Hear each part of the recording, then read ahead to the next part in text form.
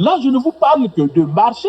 Et Milongo, souvenez-vous, je vous ai dit, André Milongo, lorsque André Milongo arrive Premier ministre et que les compagnies pétrolières ne voulaient pas lui donner l'argent. Mais vous avez vu l'exemple? Oui, je vous ai dit quoi dans mes chroniques précédentes et l'émission de Christian Perrin. Milongo payait un salaire sur 2 rien qu'avec la fiscalité. Et ça, c'est la fiscalité. Un salaire sur 2, Milongo payait rien qu'avec la fiscalité.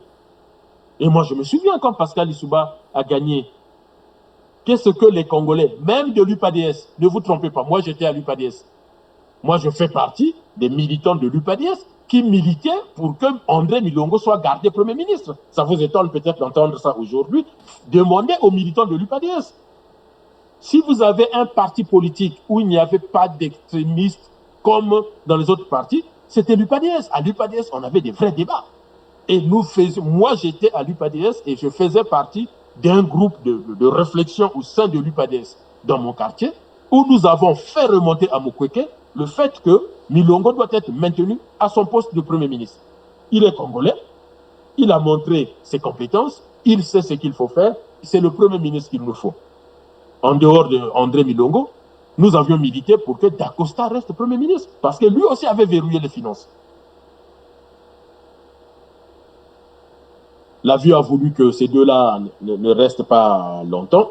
Qu'est-ce que vous voulez? Mais moi, mon propos d'aujourd'hui, c'est de vous montrer que si moi, je suis président du Congo, je sais où il faut amener les gens.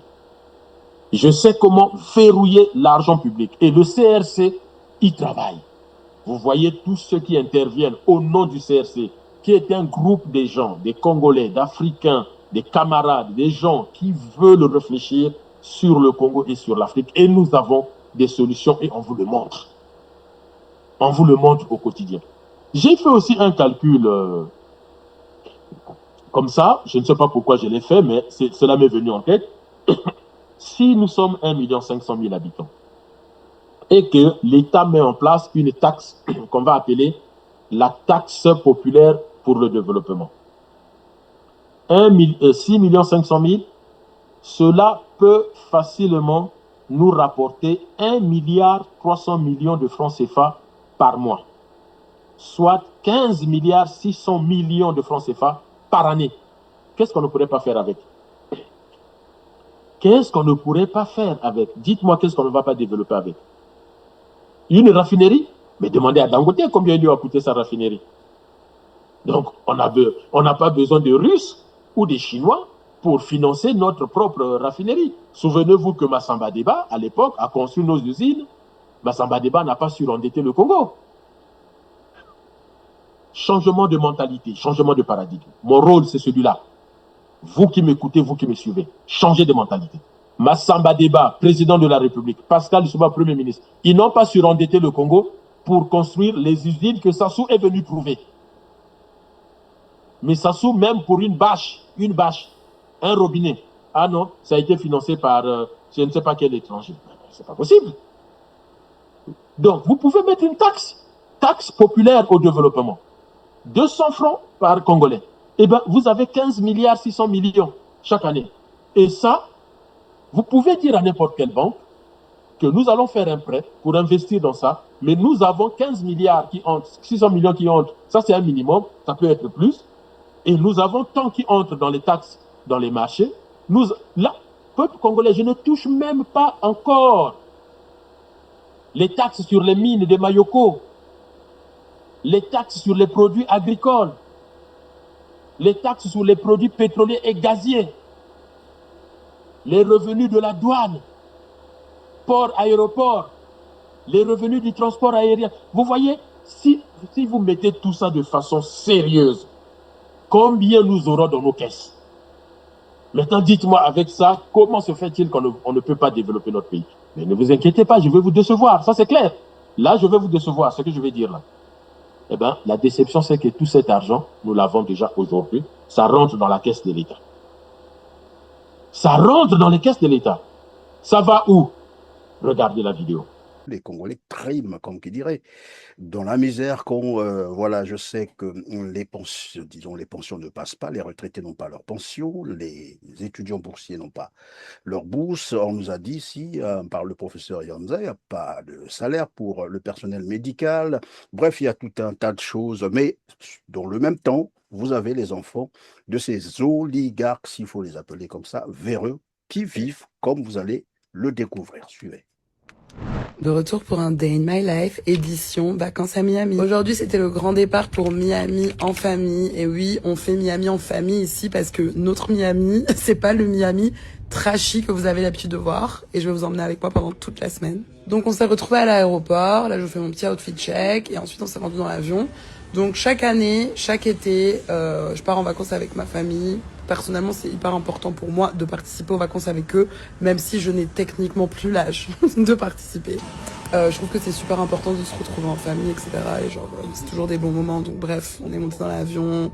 Là, c'est mes frères. J'ai pas fait de tour de l'avion, mais bon, voilà, vous voyez un peu le mood. Je sais pas pourquoi ils ont mis des djellabas, c'était leur délire. On a pris le petit déjeuner, ensuite on a dormi, donc j'ai pas fait énormément de snaps, mais je me suis préparée, j'ai fait mon petit, mes petites boucles sans chaleur, j'ai mis mes petits eye patch. Et ensuite, j'ai tapé la meilleure sieste de ma life, parce que j'étais épuisée et que le vol durait 9 heures, enfin 8h30. Ensuite, on s'est réveillé, on a déjeuné, et ma soeur avait commandé M. Sheriff, c'était trop bien. Franchement, c'était trop bon. Ensuite, je me suis changée, donc j'ai mis un petit capri pour être dans le mood. Hein. On arrive à Miami, donc voilà. Et on a atterri, donc je crois qu'on a atterri vers 15h, il me semble. Il faisait super beau, il faisait super chaud et humide surtout. Pour ceux qui sont jamais allés, sachez qu'il fait super humide à Miami, genre vraiment. Donc ensuite, on a pris la route pour nous rendre à l'hôtel. On était déjà resté à cet hôtel l'année dernière et on a kiffé, donc on est revenu tout simplement. On a fait notre check-in et ensuite on est monté dans la grande chambre pour la surprise de mes frères parce que c'était l'anniversaire de mes frères qui sont jumeaux et voilà, mes parents leur ont offert des places pour la finale de la Coupe du Monde. Ils étaient hyper contents, genre ils étaient hyper surpris. Bref, ensuite moi j'ai check-in dans ma chambre, donc je vous fais un petit room tour. L'année dernière j'avais une suite avec ma sœur, mais là on avait chacune une chambre. C'est plus sympa, mais en vrai je regrette de pas avoir été avec elle parce que c'est quand même plus sympathique d'être à deux quoi. Mais bon, c'était très joli, je vais pas me plaindre. La vue est magnifique, genre se réveiller tous les jours avec le bleu comme ça, c'est juste une folie. Et c'est super agréable, le vin et tout. Pour ceux qui veulent les informations de l'hôtel, n'hésitez pas à me dire en commentaire. Ensuite, on s'est installé et on allait se balader avec ma sœur. Donc, on allait acheter quelques snacks à Walgreens parce que c'est important d'avoir des snacks. Donc, on a acheté des pop-corn, des petits trucs et tout pour l'hôtel, deux, trois trucs qui nous manquaient. Et ensuite, on s'est rendu à Brickell pour aller voir un film parce qu'on était trop fatigués pour faire autre chose en fait. Donc, on est allé au cinéma et en fait, on a découvert qu'en fait, on pouvait commander plein de trucs en fait sur sa place au cinéma, ce qui est trop sympa. Donc, on a commandé des petits snacks. On s'est rendu dans la salle pour regarder Vaiana. Et voilà, c'est déjà la fin de cette première journée à Miami et n'hésitez pas à vous abonner pour voir la suite parce que je vlog tous les jours. Des bisous. Dans cette vidéo, vous avez les enfants de la famille Nguesso. Je ne sais pas si c'est de Willy ou de William ou de Wilfried, peu m'importe. Mais c'est juste que, regardez cette vidéo. Jet privé, vacances à Miami. Jet privé, vacances à Miami. Le jet privé, vous louez l'avion avec son kérosène, Brazzaville, Miami. Ils ont dit quoi? Plus de 19 heures de vol, je ne sais plus combien. Brazzaville, Miami. Vous louez les taxes aéroportuaires. Vous louez les taxes aéroportuaires. Nos billets coûtent cher parce qu'il y a trop de taxes aéroportuaires qui peuvent arriver à 40% du prix de billet. Dans un billet de 600 francs, de 600 euros, vous avez au moins 220 euros de taxes aéroportuaires. Ça, on le sait. Vous pouvez vérifier. Donc, jet privé, taxes aéroportuaires, hôtel. Elle dit l'année dernière, elle était même dans une suite. Hein, ils avaient dans les suites. Quand on dit suite, moi, je connais deux suites. Suite présidentielle, suite royale. Plus de 1000 dollars la nuit. Minimum 1000 dollars la nuit. Alors, c'est des corps des déesses qu'il faut dormir, voilà, pour dormir dans suite royale. Et tout ça, posez-vous la question, les parents sont propriétaires de quelle industrie? Les parents sont propriétaires, ces enfants des chefs là qui montent les jets privés, les machins. Les parents sont propriétaires de quelle entreprise? Vous ne verrez pas les enfants de Bill Gates faire ça. Vous ne verrez pas les enfants de Steve Jobs faire ça. Vous ne verrez pas les enfants de, je ne sais pas, de Lagardère faire ça, ou de Pinault, de François, de Bouygues et autres. Parce qu'ils connaissent la valeur de l'argent. C'est vrai, ils ont les jets privés, mais de leur richesse parce qu'ils travaillent. Basala Kamosala Nabango. Basali Nabiloko Nabango. Basala. Et Zali Mbongo à l'État français. C'est pas l'argent public. Et comment on peut être dans une espèce de foutage de gueule et de manque de respect au peuple congolais, de toujours afficher comme ça leur fasque avec l'argent public. L'argent public. Moi, mon propos, c'est ça, c'est l'argent public. Donc, vous, les femmes du marché, les hommes du marché, vous, les professionnels en République du Congo, vous travaillez dur et vous vivez de façon misérable pour que l'argent qui n'arrive pas au trésor et qui passe par des circuits parallèles finance le train de vie de la famille Nguesso, de la famille Collinet, de la famille Mabiala et leurs complices de l'opposition.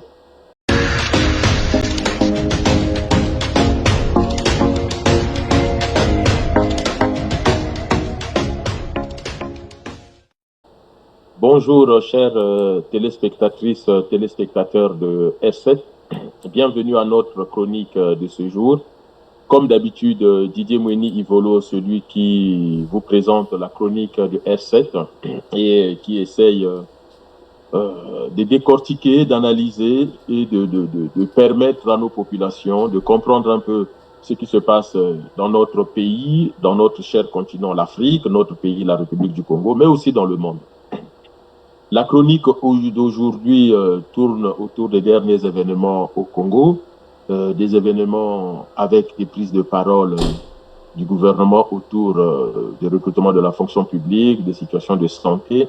Et j'aimerais quand même réfléchir avec vous sur quelles sont les solutions à certains problèmes dans notre pays et comment comprendre toutes ces vidéos que des personnes de bonne volonté partagent sur les réseaux sociaux, WhatsApp, Facebook, TikTok et autres, Instagram, et qui nous interpellent tous, nous en tant que citoyens de la République du Congo, mais nous en tant que aussi analystes de l'actualité politique, militants des partis politiques, qu'il s'agisse du PCT, RDPS et autres, de l'UPADS, ou encore simples citoyens congolais, comment comprendre ces problématiques dans notre pays?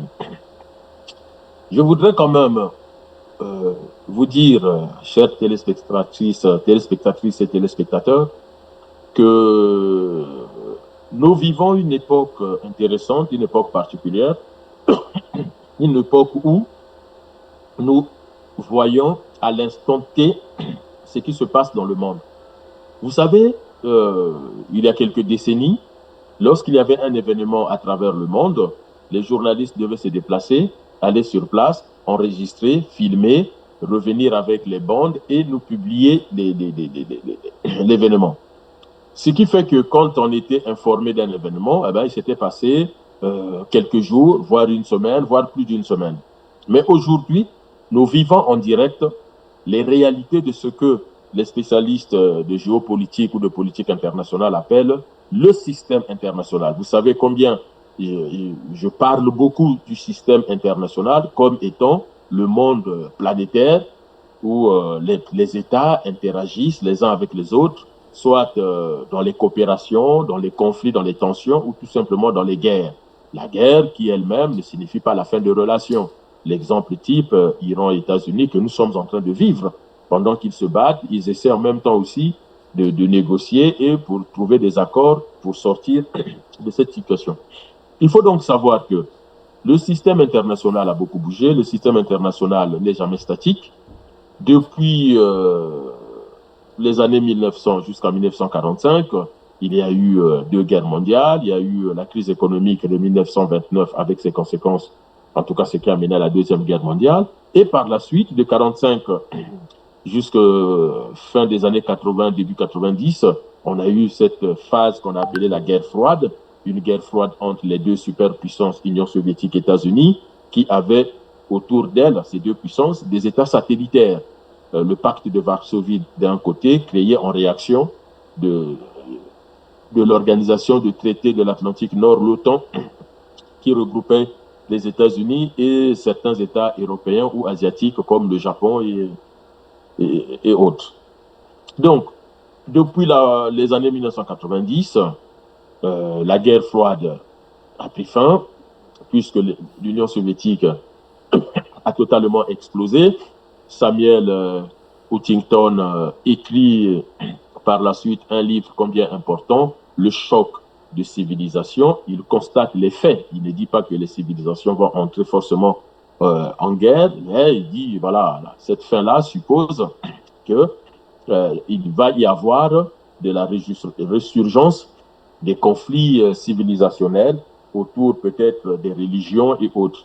Et vous avez Francis Fukuyama qui va écrire La fin de l'histoire en essayant de vendre à la communauté internationale le fait que le modèle américain devenait le modèle par excellence, la démocratie américaine, la puissance américaine, c'est la fin de l'histoire. Or, les historiens nous mettent en garde en disant, attention, il n'y a pas de civilisation aussi brillante pour se prétendre la fin de l'histoire. Tant que les humains existent, il y a des problématiques qui sont posées et l'histoire des populations est toujours remise en question. Il faut avoir la capacité de se réinventer tous les jours. Un peuple qui arrête de se poser des questions, un peuple qui pense que tel président, tel premier ministre, telle situation, c'est la dernière, c'est la fin, ça suppose que cette civilisation est appelée à stagner, à reculer et à mourir. Si au Congo, nous pensons que Denis Sassou Nguesso, c'est la fin de l'histoire, eh bien, ça suppose qu'il faut que le Congo disparaisse après Sassou. Mais si nous pensons que Sassou n'est qu'un tout petit chapitre dans l'histoire éternelle de la République du Congo, ça suppose que dès aujourd'hui, au moment où vous suivez cette émission, il faut changer de paradigme et vous dire Sassou peut passer, la vie des Congolais doit continuer. Mais comment? Voilà. Donc, les historiens viennent nous rappeler que l'histoire d'un peuple part d'un point X, mais de se terminer, on ne sait pas où ça va se finir. Et donc, on a reproché à Francis Fukuyama d'avoir pensé, d'avoir élaboré cette réflexion, comme quoi le système américain serait la fin de l'histoire, ce qui n'est pas le cas. Donc, je vous pose ce préalable pour vous dire que le monde bouge tout le temps. Et je ne cesserai de vous rappeler cela, que le monde bouge. Tout ce que nous, Congolais, nous, République du Congo, notre gouvernement, notre population, nous, Africains, tout ce que nous avons à faire, c'est toujours travailler, travailler, travailler. Réfléchir, réfléchir et encore réfléchir. Avoir toujours, tout le temps, une pensée pensante bien pensée. Ne pas se dire, ah oui, mais ça, ce n'est pas pour nous. Ah oui, mais ça, c'est trop. Non, rien n'est trop tard. Personne ne peut prévenir ce qui va arriver demain. Même Dieu ne vous dira pas ce qui va arriver demain. Dieu ne peut pas vous le dire. Vous savez pourquoi? Parce que Dieu ne s'attendait pas que Adam et Ève mangent la pomme. Il ne s'attendait pas. Et quand il a vu Adam et Ève manger la pomme, eh ben, il a pleuré. Il a dit, mais comment? Qu'est-ce qui s'est passé? Qu'est-ce qui s'est passé? Pourquoi vous avez fait ça? Et Zoba Casimir Zao, qu'on a bien connu, qui a écrit cette chanson Adam et Ève, pourquoi avez-vous mangé ce fruit-là? Pourquoi avez-vous mangé cette pomme? Parce que même Dieu lui-même, et ça je vous l'assure, il n'est pas capable de prévenir ce qui va arriver. Et quand il chasse Adam et Ève de l'Éden, et qu'ils disent à Adam, tu gagneras ton pain à la sueur de ton front, et que Ève, tu enfanteras dans la douleur, Adam et Ève ont Abel et Caïn. Et Dieu lui-même, il n'est pas parfait. Dieu n'est pas parfait. Parce que les premiers hommes qu'il crée, Adam et Ève, ils n'ont pas de péché, je crois. Bon, ils ont déjà fabriqué le péché avec la pomme. Mais sauf que leurs enfants, au nom de quoi Dieu accepte ce que Abel fait et n'accepte pas ce que Caïn fait? Abel fait plante, ça pousse. Caïn plante, ça ne pousse pas. Donc, Dieu est le premier qui crée de la discrimination. Le monde est discrimination. Ça, vous n'allez pas l'échapper. Et Dieu n'a pas prévu que Caïn va tuer Abel, son frère. Et quand Dieu voit que Caïn est en train de tuer Abel, mais Dieu tombe dans une forme de tristesse. Il pleure. Comment tu as pu faire ça? Qu'est-ce qui s'est passé? Donc, vous voyez, donc le système international, il est comme ça. Personne ne peut vous prédire ce qui va arriver demain. Un des sujets, je fais une parenthèse, c'est que les Américains ont rigolé quand le Niger a chassé la France du Niger. Ils ont rigolé et ils ont commencé à négocier avec le général Tchani. Et ils étaient surpris alors qu'ils sont au Niger, ils ont une base militaire, ils écoutent tout le monde, sauf qu'ils n'avaient pas prédit que le lendemain, le général Tchani allait demander aux États-Unis de dégager aussi. Ce qui fait que quand Tchani a dit maintenant vous aussi vous dégagez, ils étaient surpris. Ils disaient, mais comment ça? Et oui, c'est ça le système international.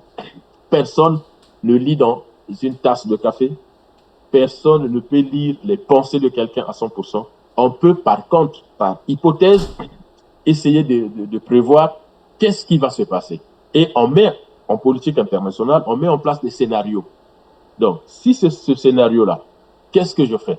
Si c'est tel scénario, qu'est-ce que je fais? Ah, voilà la réalité d'aujourd'hui. Je peux essayer de faire une prévision pour demain. Mais ce n'est pas sûr que ce soit ça. Et si ce n'est pas ça, tant pis, je réadapte. Donc, on réévalue tous les jours, toutes les semaines, tous les mois, toutes les années. C'est comme ça. On ne dort pas. Tous les jours, c'est comme ça.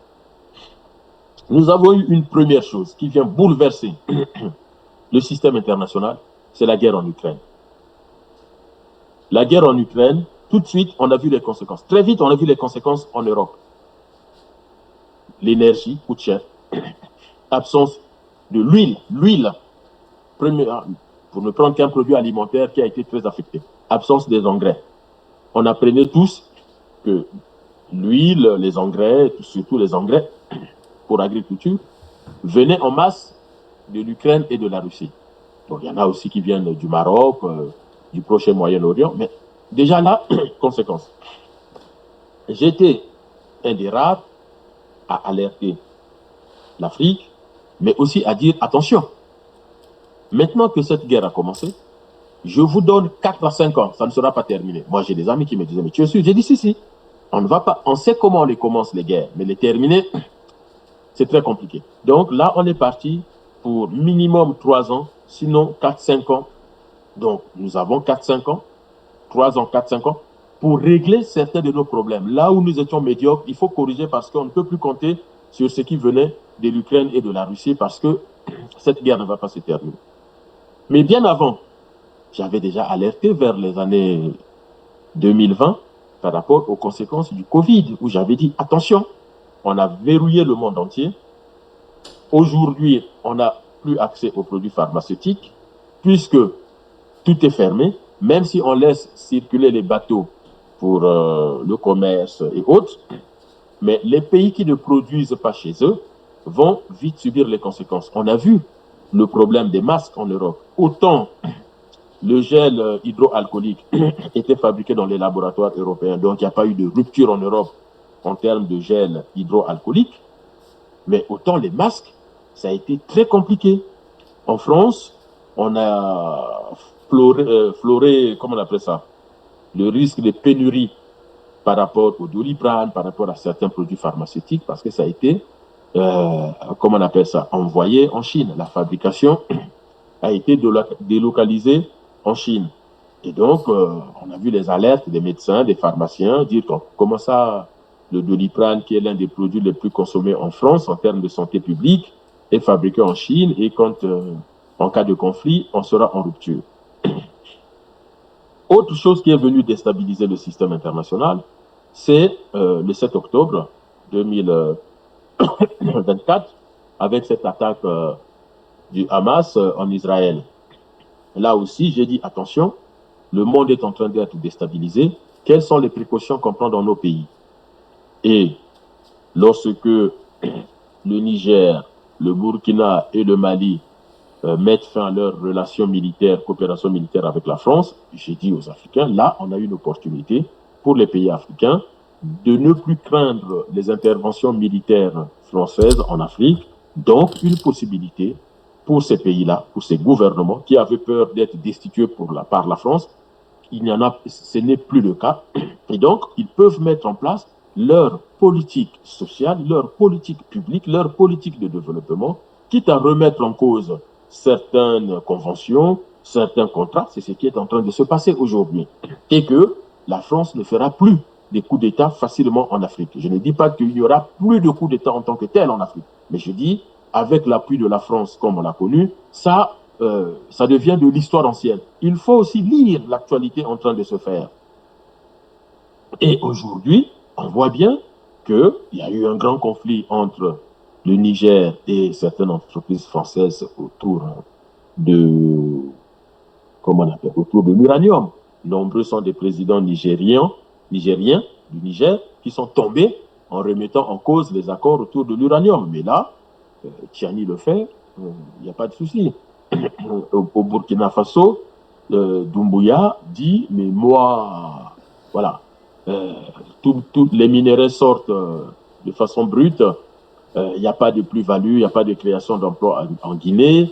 L'or, par exemple, va alimenter des marchés étrangers avec des entreprises étrangères qui se font du blé, qui se font des richesses, qui se mettent des milliards dans les poches. Mais le Guinéen, où on tire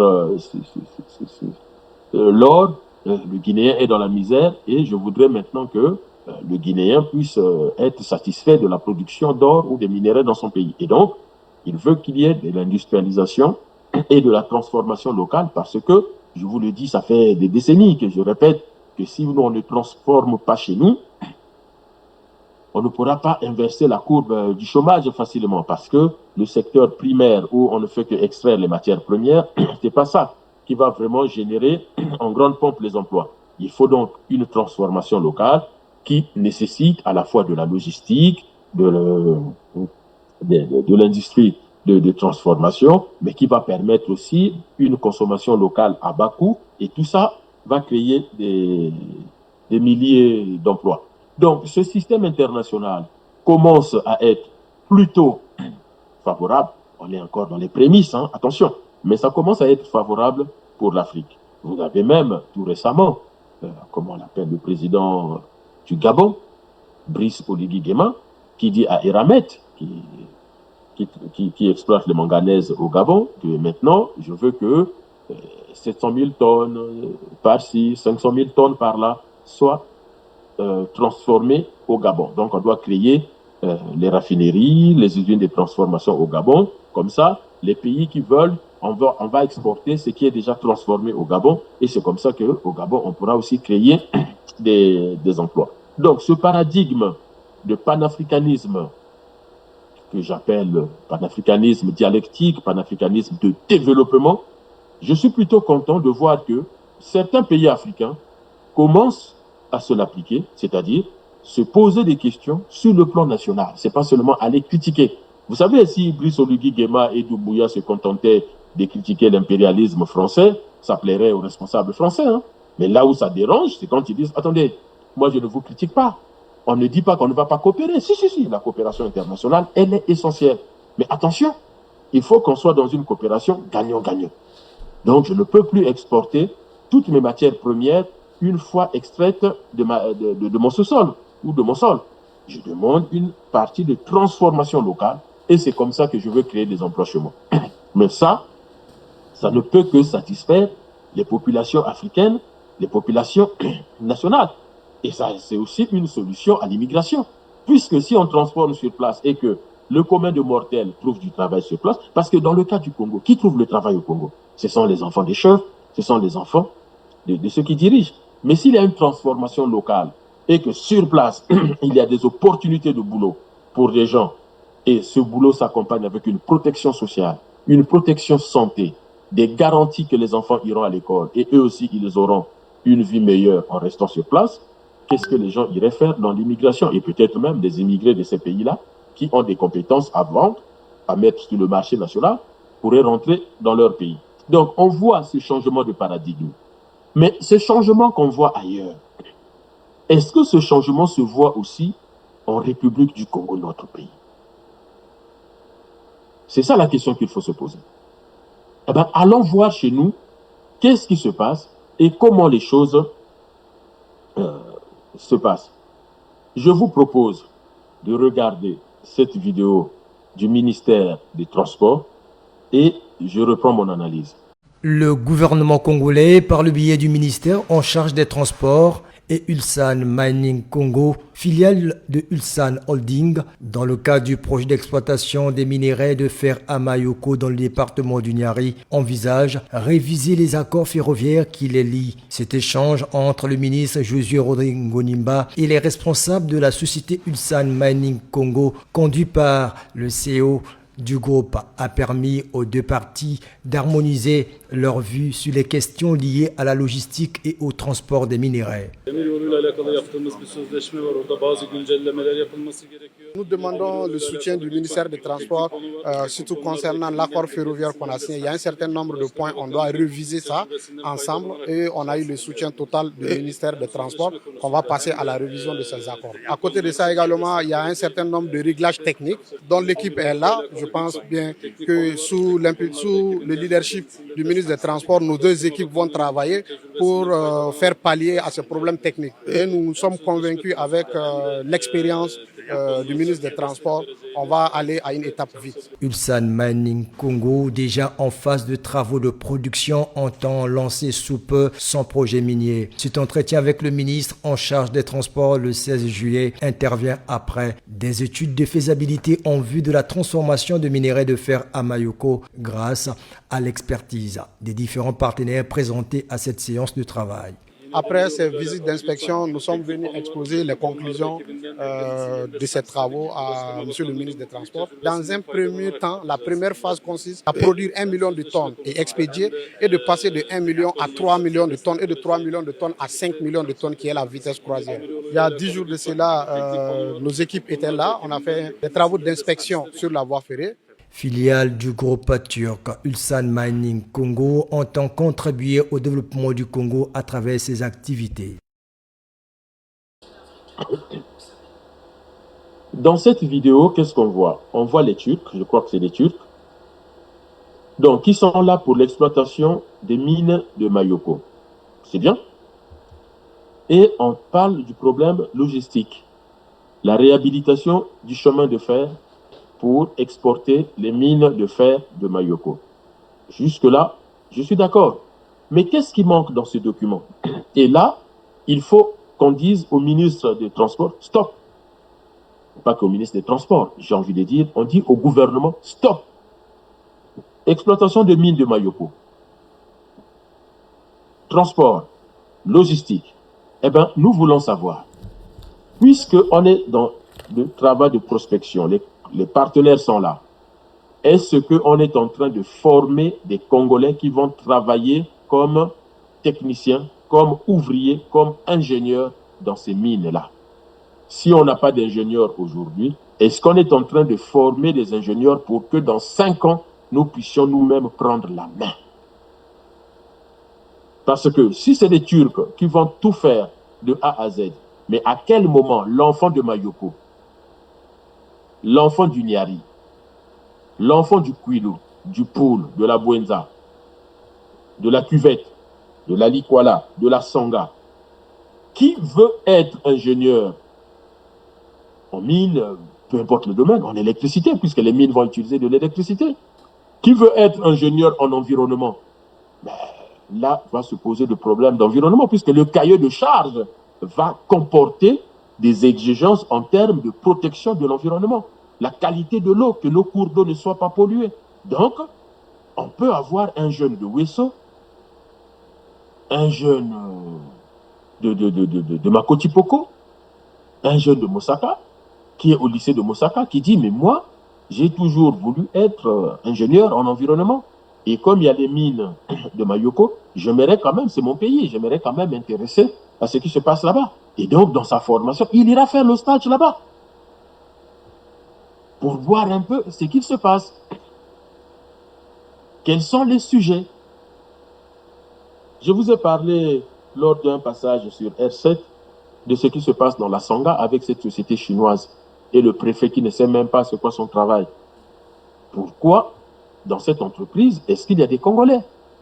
Est-ce que le département de la Sangha perçoit des ressources financières suite à cette exploitation pour avoir de quoi protéger l'environnement? C'est un exemple que je donne. Donc, vous venez de voir cet exemple de Mayoko. Quel est le nombre d'emplois directs et indirects? Quelles sont les prévisions du gouvernement? Parce que on reproche aux Congolais d'être paresseux, de ne pas avoir des idées, ainsi de suite. Mais là, il y a une matière première nationale qu'on va exploiter. Combien de boulot vous allez prévoir pour les Congolais? Moi, quand je dis les Congolais, c'est de Pointe-Noire à Bétou, de Djambala Gamboma jusqu'à Sibiti Komono. Quels sont les emplois? Comment vous vous projetez? Est-ce qu'il y a des formations? Est-ce qu'il y a des stratégies? Et comment, dans cet environnement de Mayoko, on va construire les routes, le chemin de fer? Oui, mais on ne va pas exporter le manganèse 24 heures sur 24. Comment on va intégrer aussi le transport d'autres marchandises, notamment en termes d'agroalimentaire, et le transport de passagers? Tout ça, ça va générer quelle richesse pour le Congo, quel bénéfice? Ce sont des choses qu'on sait chiffrer. Et le ministère de l'économie, c'est son travail. La direction de l'économie, la direction des plans, la direction des finances, c'est son travail. Et c'est là où on va voir les vraies capacités d'un gouvernement à vouloir changer la problématique au niveau national.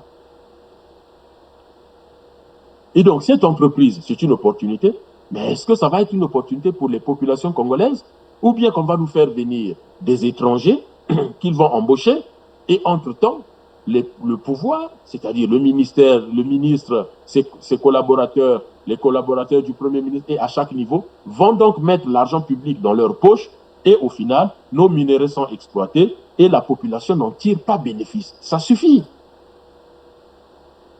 Il ne suffit pas de dire aux gens que les Turcs sont là. Et puis, une parenthèse encore, hein, l'interprète, je ne l'ai pas vu, mais par le son, je crois que ça doit être un Turc.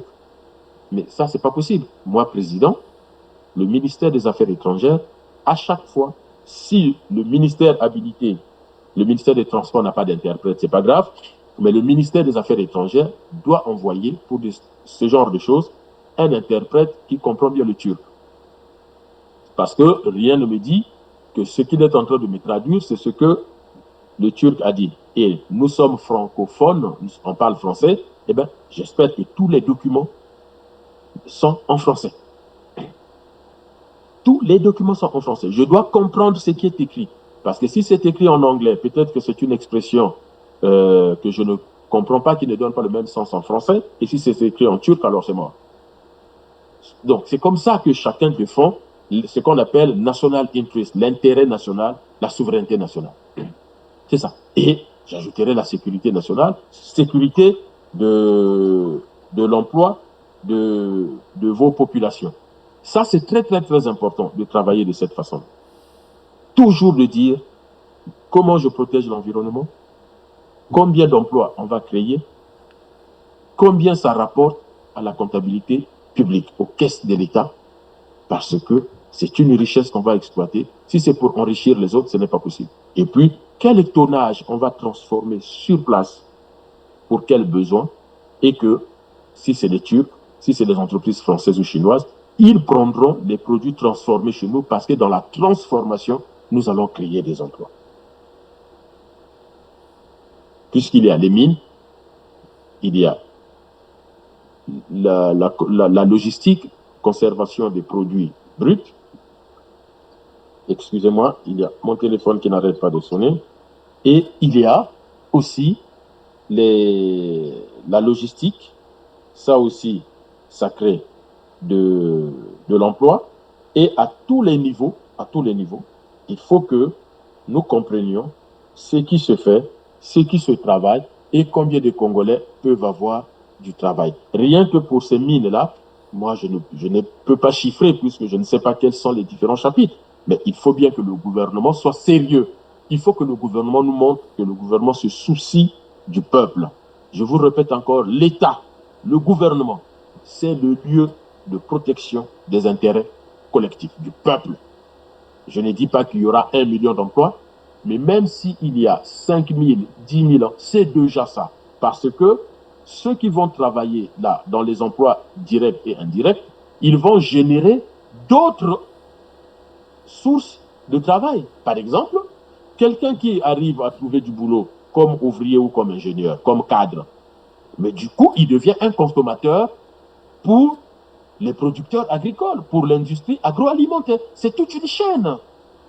C'est toute une chaîne. C'est pour ça que je dis, même s'il n'y a que 500 emplois, mais il faut qu'on soit réel que, vous voyez, ça vaut 500 emplois. Il ne faut pas qu'on nous dise 500 emplois, là où on peut créer 2000 emplois. Soyons sérieux. Et soyons vigilants à ne pas livrer nos matières premières. On va les épuiser et nous allons rester là avec un environnement pollué, dégradé, sali. Et on ne sait même plus comment faire. Déjà, l'exemple de la Sangha, dont je parlais dans l'émission Droit de savoir avec Christian Perrin, doit quand même alerter. Et moi, j'attendais que là, quelques jours après cette émission, que le gouvernement prenne déjà des mesures au niveau de la Sangha.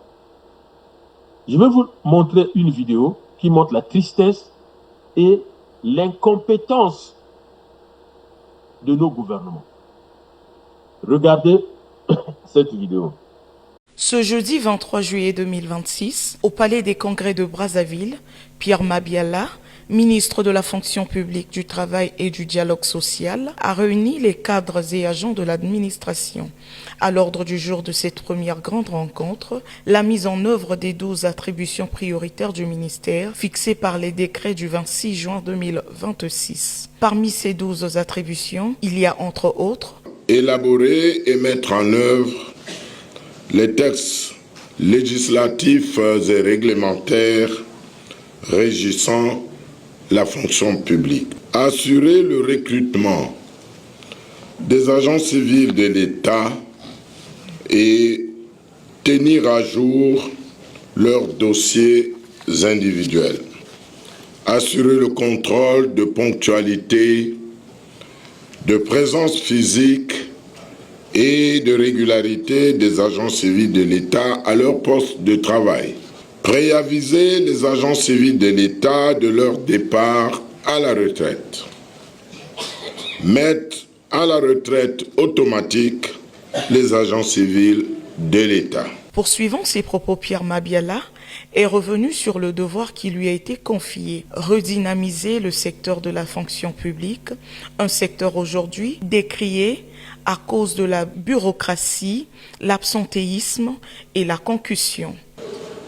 Chargé de promouvoir la discipline, l'éthique, la déontologie et la performance des agents civils de l'État, j'entends pour cela entreprendre, au titre des premières mesures de rationalisation de la fonction publique congolaise, ce qui suit. Réorganiser les structures de la fonction publique afin de renforcer son efficacité. Assainir le fichier de ressources humaines de l'État afin de libérer au profit de la jeunesse congolaise les postes budgétaires occupés par des fonctionnaires déclarés déserteurs, fictifs ou décédés. Parmi les autres annonces fortes de cette rencontre, la réorganisation des horaires de travail. Selon le ministre Mabiala, cette mesure vise à améliorer la performance et la qualité du service rendu aux usagers. Le maintien de la durée hebdomadaire du temps de travail à 35 heures et le réaménagement des horaires de travail de 8 heures à 15 heures au lieu de 7 heures à 14 heures en tenant compte des particularités des différents secteurs d'activité. En conclusion, Pierre Mabiala veut une fonction publique moderne, crédible, digitalisée et au service de l'intérêt général. Vous venez de voir la vidéo du ministre Mabiala qui parle à ses agents et qui donne des instructions dans les 20 missions. Maintenant, Colline Makosso, les 12 batailles, c'était fini. C'est maintenant les 20 missions. Et il y a 12 missions, si j'ai bien noté. Il y a 12 missions pour le ministère de la fonction publique. Et vous venez d'écouter ce que le ministre Pierre Mabiala a dit, que le ministère de la fonction publique, son rôle, c'est d'élaborer et mettre en œuvre les textes de la fonction publique, assurer le recrutement. D'accord? Je vous donne donc cette autre vidéo du ministère de la fonction publique et je poursuis mon analyse.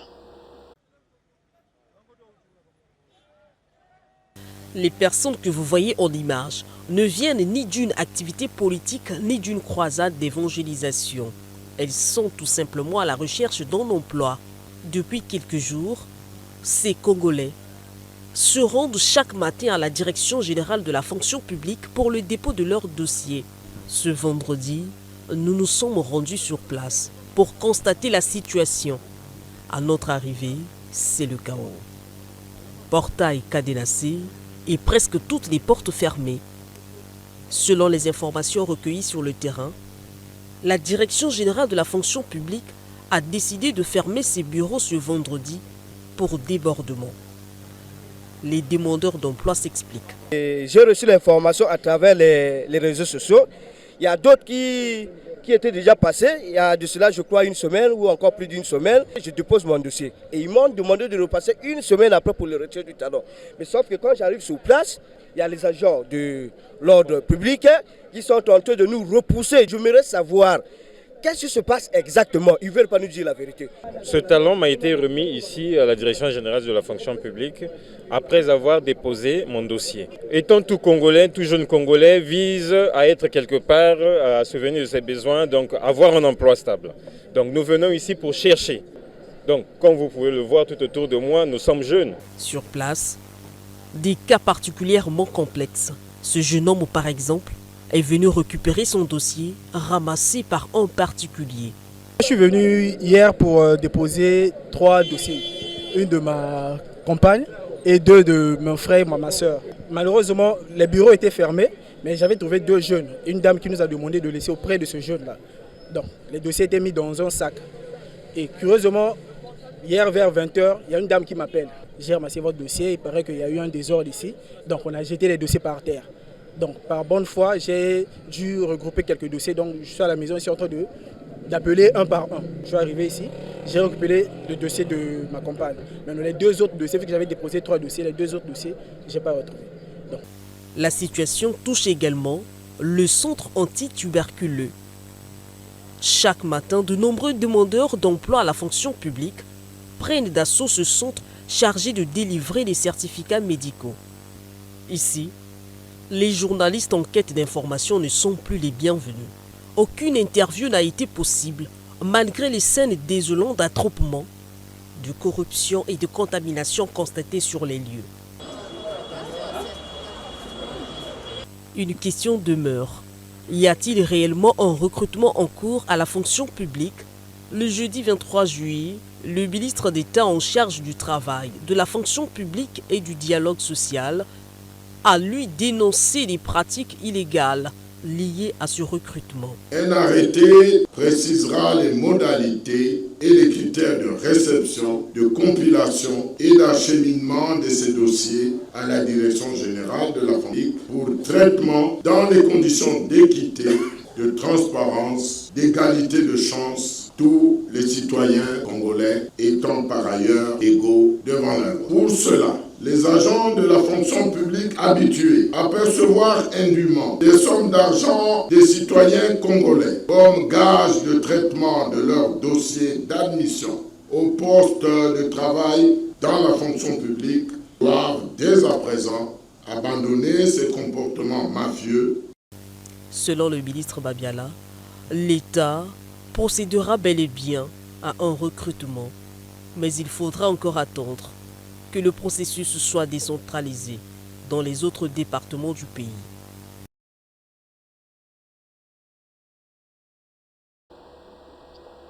Donc, le ministère de la fonction publique est là pour recruter. Déjà, quand vous regardez tout ce que le ministre énumère, c'est quand même curieux qu'en 2026, le ministre de la fonction publique vient voir ses agents pour dire ce que vous venez d'entendre. Parce que, en réalité, depuis que ce ministère existe, depuis les indépendances, c'est son travail. Pas de Pierre Mabiala, mais du ministère de la fonction publique. Donc, nous sommes en 2026, le ministre de la fonction publique fait une réunion pour rappeler ou pour donner instruction que maintenant là, les 12 missions de notre ministère, c'est ça. Mais avant, c'était quoi? Monsieur le ministre Pierre Mabiala, vous pouvez nous dire, avant vous, les différents ministres qui étaient là, leur travail, c'était quoi? Et on vous fait croire que on a un ministère, un ministre qui travaille. Le grand Mabiala, le doyen Mabiala, le ministre Mabiala. Non, non, non, non, non. Non, non, non, non. Là, ça devient du sérieux parce que le ministre a dit que maintenant, il y a les 12. Non, messieurs, non, chers compatriotes, soyons sérieux. Soyons sérieux. Ça, c'est le minimum syndical du ministère de la fonction publique. Ça, ce sont ses attributions de base. On n'a pas besoin d'inventer la poudre. On n'a pas besoin de sortir d'Harvard ou de Princeton ou de quelle école de management ou de haute école de commerce pour faire ça. Ça, c'est le minimum. Même quelqu'un qui s'est écrasé au collège ou au lycée, on le nomme ministre de la fonction publique, il sait. C'est ça le travail qu'on lui demande. Ce qui serait extraordinaire, je ne sais pas si c'est extraordinaire, mais en tout cas, ce qui serait bon, c'est in fine, d'informatiser toute la fonction publique. Ça, s'il dit aujourd'hui, je prends date, dans un an, on a fini d'informatiser la fonction publique, il nous faut les chiffres réels de la fonction publique, il nous faut savoir dans chaque ministère, il y a qui travaille, le fichier dématérialisé ou informatisé. Et là, il est sécurisé. Maintenant, on a le bon chiffre, donc on sait combien nous coûtent les ressources humaines dans la fonction publique. Pour qu'on arrête l'histoire dont il parle des fonctionnaires fictifs, des fonctionnaires qui se retrouvent à l'étranger et que maintenant on arrête les dérogations et autres. Mais vous savez qu'à l'étranger, il y a des moi je ne suis pas fonctionnaire, donc je ne suis pas concerné, mais à l'étranger, vous avez des fonctionnaires qui étudient et qui sont obligés de laisser leur procuration, soit à leur femme, soit à leur mari, pour continuer à toucher leur solde, pour faire vivre la famille. Mais de façon brutale, ils veulent tout couper. Oui, ok. Mais ceux qui étudient, ceux qui ont reçu quitus du gouvernement congolais pour aller se parfaire, comment font les enfants et les femmes, comment font les maris et les enfants qui sont restés au pays. Donc, une fois que le fichier est informatisé, il n'y a plus de sujet. L'agent du ministère de la fonction publique qui clique, il a tout. Il a tout. Et dans la deuxième vidéo concernant la fonction publique, vous voyez bien tous ces gens qui vont déposer des dossiers à la direction de la fonction publique pour être recrutés, puisqu'on leur a dit de déposer les dossiers. Mais finalement, les dossiers sont balancés dans la rue. Le problème n'est peut-être pas légion au Congo, mais il faut savoir que dans des pays développés, il y a ce qu'on appelle le vol d'identité. Ceux qui disent qu'ils ne retrouvent pas les dossiers de leurs femmes ou cousins et autres, mais imaginez que ces gens-là sont victimes de vol d'identité. Qu'est-ce qu'on fait? Heureusement qu'on est un pays pauvre. Si quelqu'un vole l'identité, à la limite, il se fait une pièce d'identité ou un passeport, mais il ne fera peut-être pas grand-chose avec, puisque, voilà, où est-ce que vous voulez qu'il aille? Mais en Europe, aux États-Unis, en Asie, si vous êtes victime de vol d'identité, vous pouvez vous retrouver avec des amendes, des contraventions, mais même des gens qui prennent des crédits à votre nom et vous vous retrouvez dans la galère. Donc on ne peut pas. Si vous ne voulez pas prendre les dossiers des gens, mais appelez-les, puisque dans ces dossiers-là, tout le monde a maintenant un téléphone portable. Vous dites aux gens, bon, écoutez, on a recruté ce qu'on voulait, et puis vous leur retournez leurs documents, ou au mieux, ce qui est demandé en termes de protection des données, on met dans un broyeur. On broie. Comme ça, on est sûr que ce dossier-là, personne ne l'aura. Mais quand vous voyez cette pagaille, c'est pas normal. Et en parlant donc de la création du boulot, puisque ces populations veulent travailler, nos compatriotes veulent travailler, c'est pour cela que je fais le lien avec les mines de Mayoko. Parmi ces gens, il faut aller regarder quelles sont leurs compétences. Il y a ceux qui peuvent être dans des secrétariats, si ces entreprises ont un service administratif, un secrétariat. Il y a ceux qui peuvent être dans la comptabilité de ces services-là. Il y a ceux qui peuvent être en auto-entrepreneur. Je prends un exemple. On a une des entreprises qui travaille en partenariat ou filiale de l'entreprise Mining, hein, je crois que c'est l'entreprise Mining que j'ai notée. Si cette entreprise a besoin de la comptabilité et que l'entreprise Ulsan Mining n'a pas besoin d'avoir des comptables au Congo, en tout cas d'avoir un service de comptabilité propre, ils peuvent externaliser. C'est-à-dire qu'au final, celui qui est expert comptable ou comptable, il a son cabinet, il peut vendre ses services à la société Ulsan Mining en disant, bon, écoutez, moi je vous propose mes services, au lieu d'embaucher des comptables avec des charges sociales, des charges fiscales, moi je vous propose mes services à beaucoup de temps. Et donc, ça peut aussi créer de l'auto-entrepreneuriat.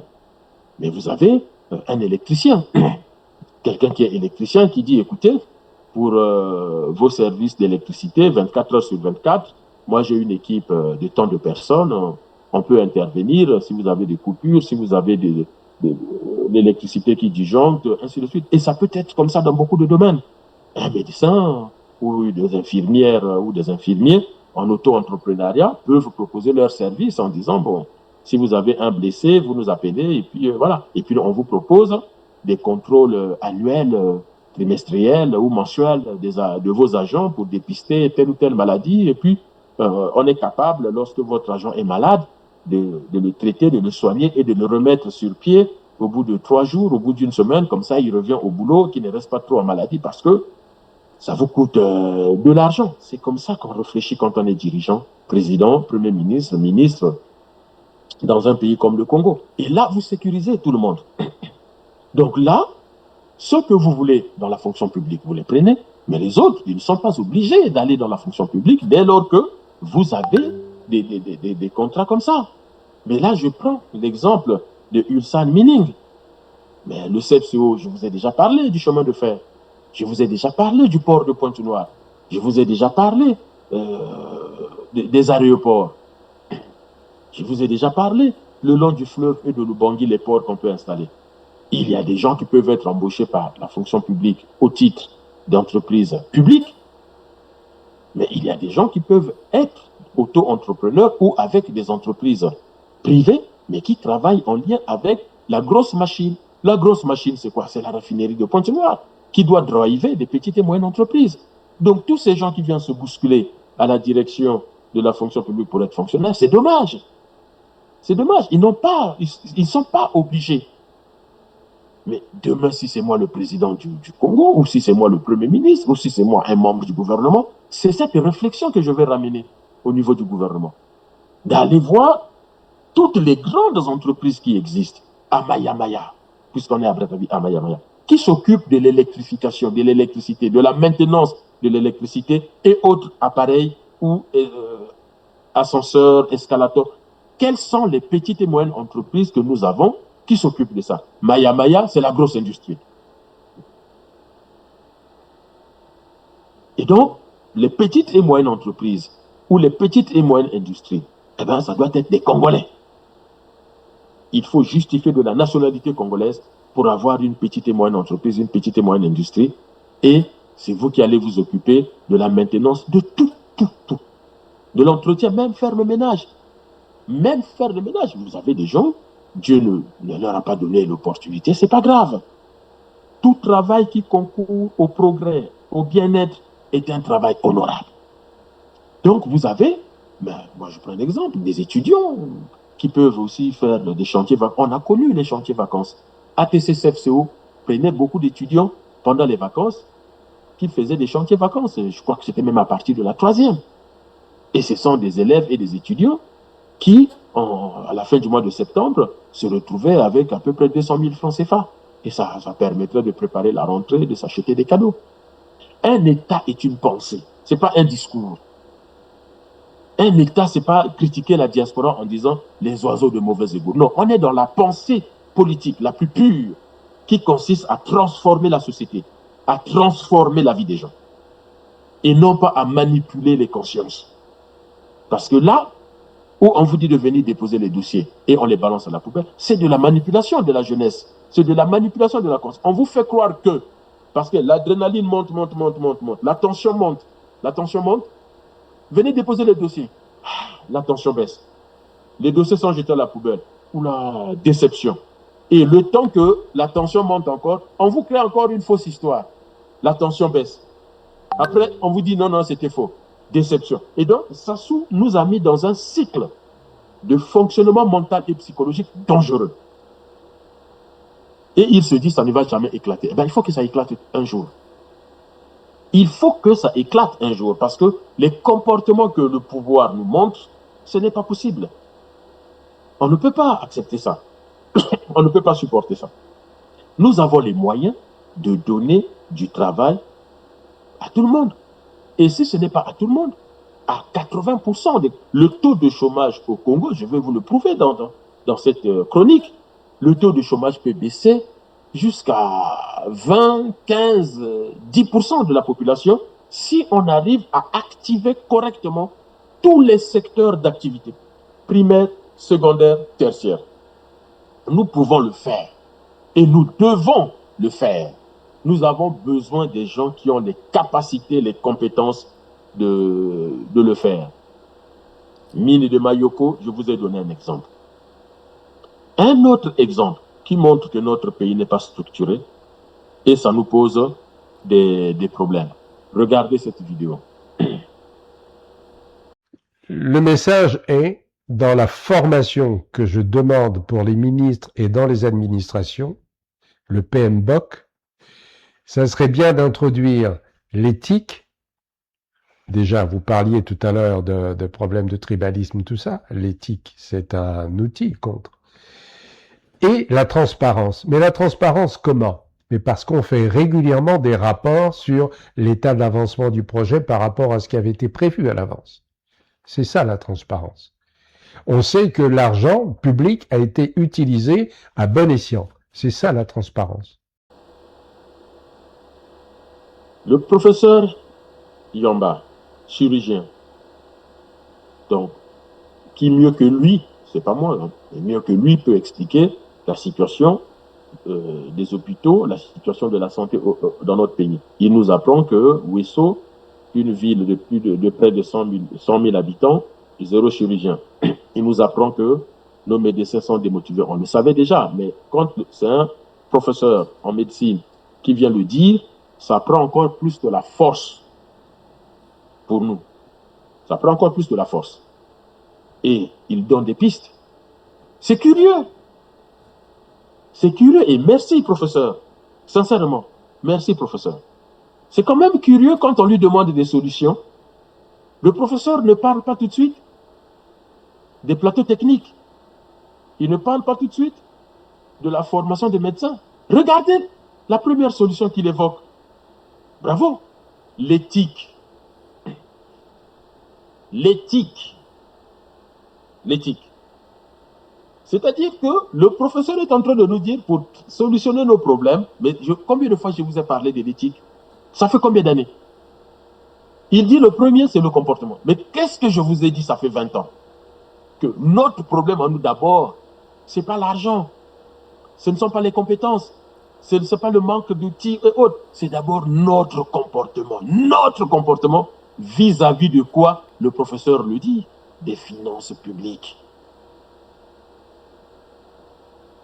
Vis-à-vis des finances publiques. Le trésor qui doit collecter toute la richesse du Congo. Vous avez suivi le débat entre membres du gouvernement, y compris le Premier ministre, qui se demandait si l'argent du Congo doit être dans une banque postale qu'on a privatisée ou au trésor public. Mon Dieu! Dans quel pays il y a ce débat qui consiste à dire où va être l'argent public? Dans tous les pays du monde, c'est au trésor. Dans tous les pays du monde, même dans les pays capitalistes, c'est au trésor public. Même les pays où il y a des grandes banques, c'est la banque centrale et le trésor public qui gèrent la richesse nationale. Mais nous, on a mis ça dans des banques privées pour mieux voler. Et le professeur nous rappelle l'éthos, l'éthique, la posture, le comportement. Il faut être bien droit, bien aligné si nous voulons changer notre pays. Il nous parle aussi des bilans.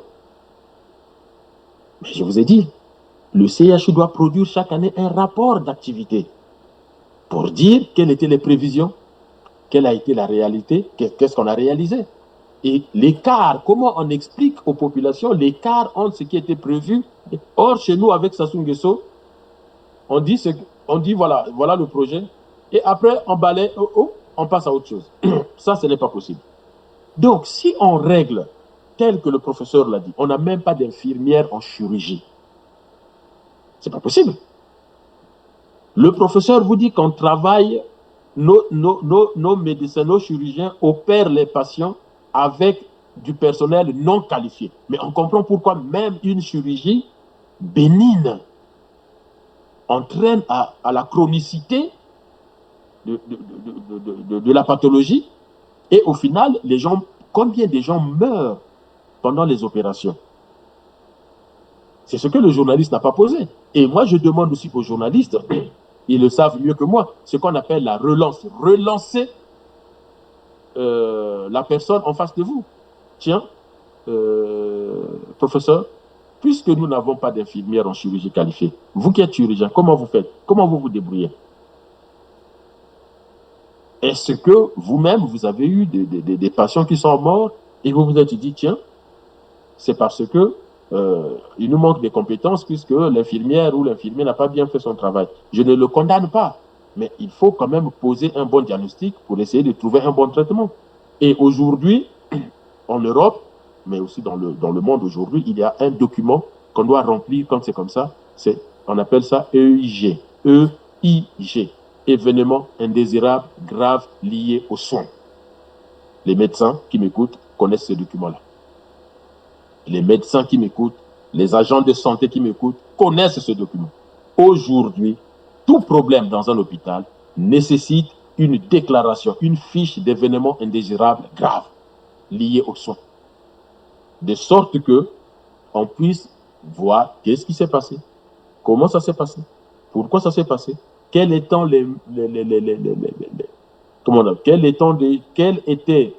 les procédures qui ont été mises en place, qui ont fonctionné, qu'est-ce qui n'a pas fonctionné, et donc comment on apporte les corrections, et quelque temps après, voir si ces corrections-là ont bien marché, faire un retour d'expérience.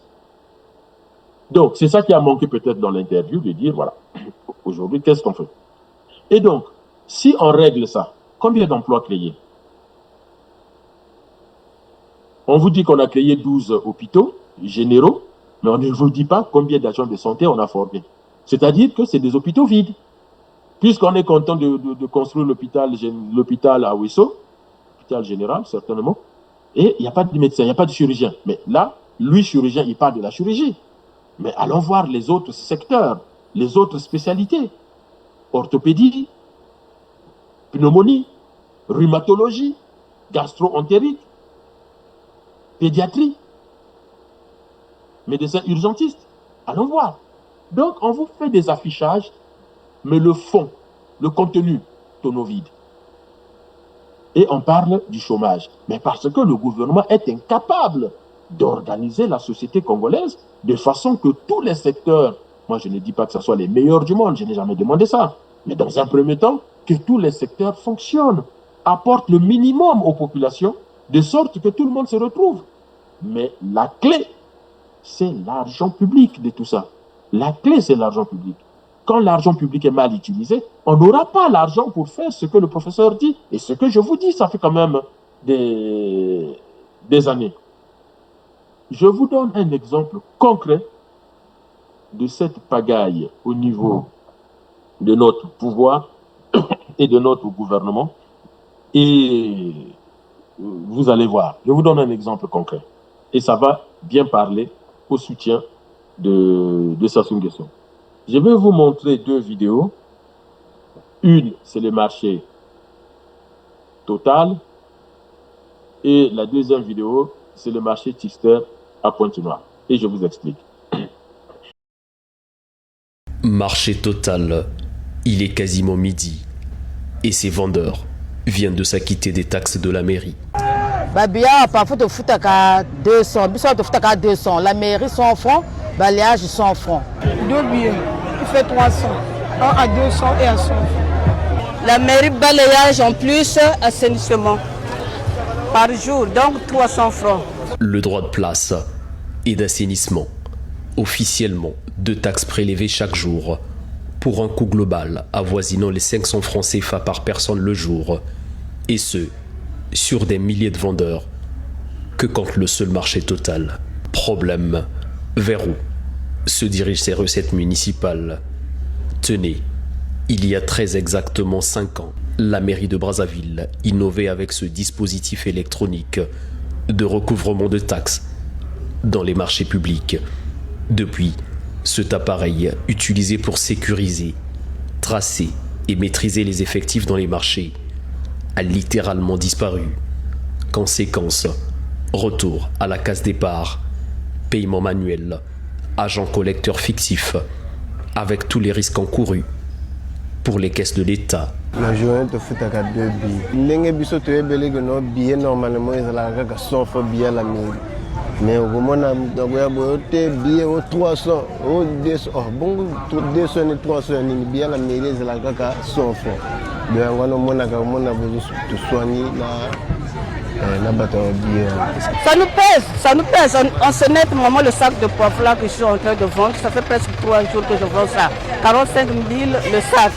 Donc je n'ai pas de bénéfice. Et mon bénéfice et les taxes, vraiment, ça ne marche pas.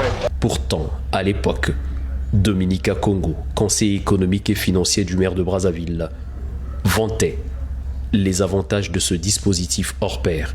Le premier avantage au niveau de l'État, c'est de sécuriser les recettes. Parce qu'aujourd'hui, on n'est pas sûr que tout ce que nous sommes en train de mettre en œuvre au niveau des marchés était en train de générer autant de recettes attendues. Mais nous avons un avantage aujourd'hui de dire que tel marché a tant de vendeurs. Et dans des temps de vendeurs par jour. Parce que ces tickets-là génèrent l'heure et la date. Donc, on peut dire que par jour, nous avions atteint, par exemple, 9000 vendeurs sur les 10 000 qu'il y a. Ça, c'est déjà un avantage. Hier, on ne pouvait pas le faire. Le deuxième avantage, celui qui a payé son ticket, il est répertorié. Et il est répertorié non pas seulement au niveau du marché, mais jusqu'ici, en regardant mon écran, je peux savoir que tel vendeur a eu à payer à tel marché. Ça a un avantage parce que là, nous trouvons que la mairie est devenue organisée. Au moins avec ça, on sait que c'est vraiment, vraiment très organisé. L'autre de voir les gens à pêle-mêle, aujourd'hui notre personne, demain après une autre personne et après, ça vraiment, c'était pas organisé. Mais nous sommes très contentes de voir cette façon de faire là. Où est donc passé ce dispositif, cette organisation, ce sens de planification de la mairie de Brazzaville, joint par notre équipe? La mairie ne s'est pas prononcée sur le sujet. Vous venez de voir la vidéo du marché total, donc je vous laisse suivre la vidéo du marché Tister. Fouiller sans détruire les dossiers des autres, vraiment. S'il vous plaît. N'en faites pas. Parce qu'il y a que parfois qu'on s'en a quoi.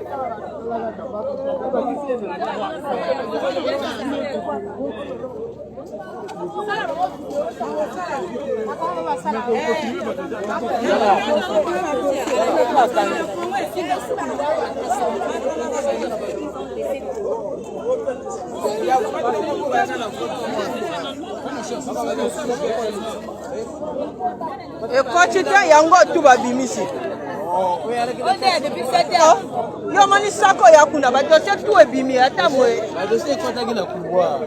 Mais ba bimisi yango. Ba bimisi tout ba bimisi ba dossier tout. Ce qu'on a sorti, c'est ce qui était dehors, là derrière, la porte derrière. C'est pas ça. C'est pas les dossiers qui étaient à l'intérieur. Alors, Ces deux vidéos que vous venez de voir, marché total et marché Tister, ont un élément commun. C'est-à-dire que vous avez là des commerçants congolais, des gens qui vendent, et qui posent un problème très clair. Au marché total, on apprend que les commerçants payent entre 200 et 300 francs CFA par jour. Par jour. Et c'est des marchés qui fonctionnent 7 jours sur 7. Donc, s'ils payent 200 francs CFA par jour, alors j'ai appris par l'agent municipal qui a parlé, qui a dit, avec l'appareil qu'on avait mis en place, on savait s'il y avait 9000 personnes qui avaient payé sur 10 000. Donc, si je déduis, je tire la déduction de ce que dit cet agent municipal, au marché de Bakongo, on a à peu près 10 000 commerçants. Et il y a à peu près 9000 qui payent 200 francs. Si 9000 payent 200 francs, ça suppose que tous les jours, je dis bien tous les jours, la mairie de Bakongo, et donc la mairie centrale aussi, reçoit, la mairie reçoit 1 800 000 francs CFA par jour. 1 800 000 francs CFA. 30 jours, un mois, 54 millions de francs CFA. 54 millions. Un an, ça fait 648 millions de francs CFA. Un an. Ça, c'est le marché Bakongo. Un an, 648 millions. Faites les calculs. Reprenez la vidéo et faites les calculs vous-même. Or, il y a des femmes qui disent non, il y a 200 francs pour ci, 100 francs pour ça, ça fait 300 par jour. 300 par jour, ça fait 2 700 000 francs CFA par jour. 2 millions, marché de Bakongo, 2 700 000 francs CFA. Ça fait 81 millions de francs CFA par mois. Et ça fait 972 millions. 972 millions par an. C'est-à-dire près d'1 milliard. Le marché de Bakongo, moi je viens d'apprendre que le marché de Bakongo fait entrer 1 milliard de francs CFA par an à la mairie de Brazzaville. 1 milliard. Prenez le marché de Potopoto. Prenez le marché de Talangaï, le marché de Wenze, le marché de Mfilou, le marché de Mungali. Prenez tous les marchés de... Et c'est pour ça que je parle de l'informatisation. C'est-à-dire qu'on a mis, vous venez de suivre dans la vidéo, on a mis en place un système informatisé. Et le journaliste dit quoi? Eh bien, ça a disparu. Pourquoi on l'a fait disparaître? C'est ce que je vous ai dit. La dématérialisation de la monnaie. La dématérialisation de l'argent public. C'est-à-dire que cet appareil est connecté à une centrale au trésor. Moi, président, cet appareil va être remis à jour, même aux policiers. Un policier qui donne une contravention, il tapote sur cet appareil. Soit la personne qui reçoit la contravention va payer au trésor public, soit l'appareil fait aussi moyen de paiement. Il lui sort le ticket que vous avez vu là, on donne le ticket à la personne, et sur ce ticket-là, il y a le code de l'agent qui a délivré le ticket. Et c'est comme ça qu'on doit faire si on veut sécuriser nos finances. Vous imaginez que chaque année, il y a 1 milliard que ces femmes-là, ces hommes qui vendent à Bakongo payent, et le marché de Bakongo est dans la poubelle, l'assainissement n'est pas bien fait, les choses ne sont pas bien faites, et les gens, en plus de payer, doivent vendre dans des conditions difficiles. Ça, ce n'est pas entendable.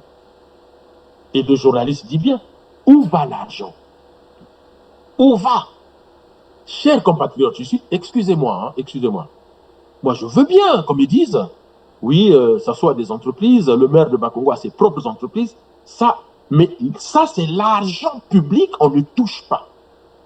On ne joue pas avec l'argent public. Moi, mon problème avec le pouvoir du Sassou,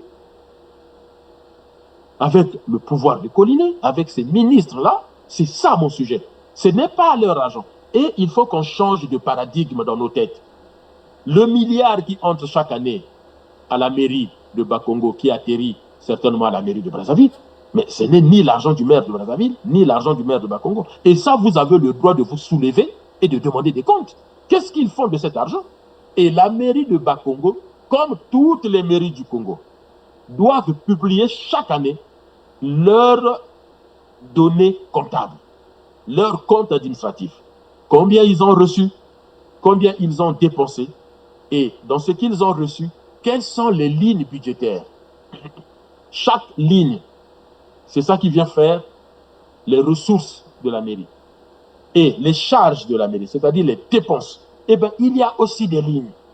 Et chaque année, la mairie de Brazzaville, la mairie de Pointe-Noire, la mairie de Ouesso, toutes les mairies du Congo doivent publier leurs résultats comptables. Ce n'est pas un secret d'État, ce n'est pas leur argent, c'est l'argent public. Et comme c'est l'argent public, on rend compte au peuple. Changement de paradigme, changement de façon de penser. Arrêtez de dire c'est l'argent de Sassou. Non, c'est l'argent, non, c'est pas leur argent, c'est l'argent du peuple congolais.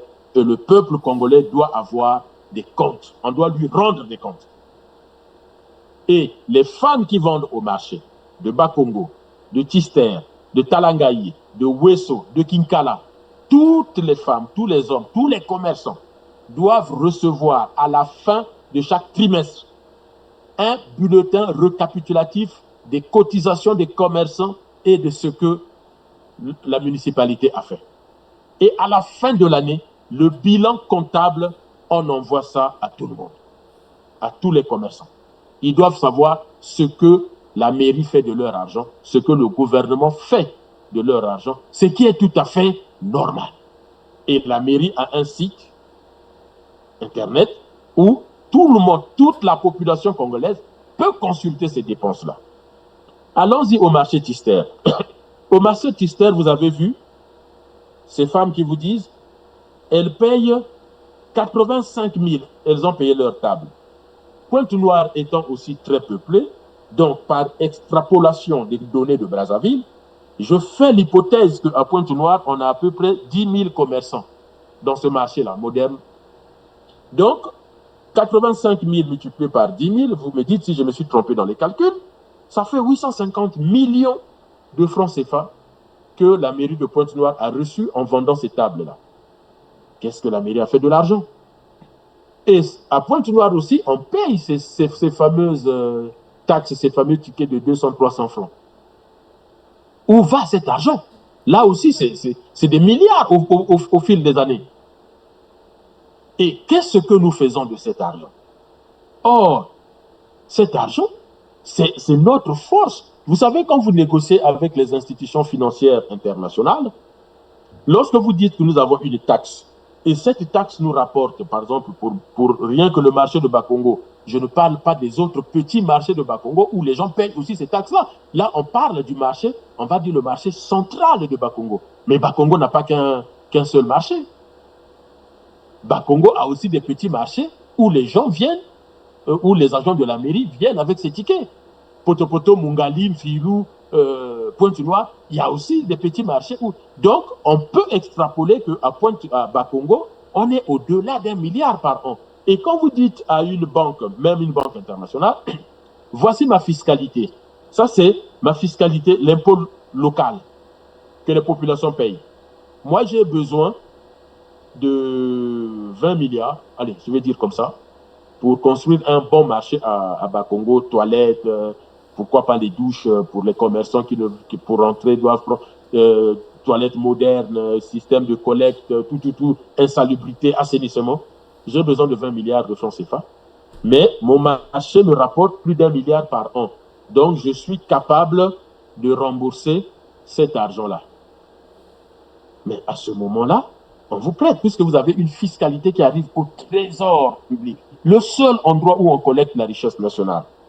Or, vous écoutez vous-même, on ne sait pas où va cet argent. Le marché de Tister, 850 millions pour les tables. Les taxes, ça nous rapporte aussi des milliards.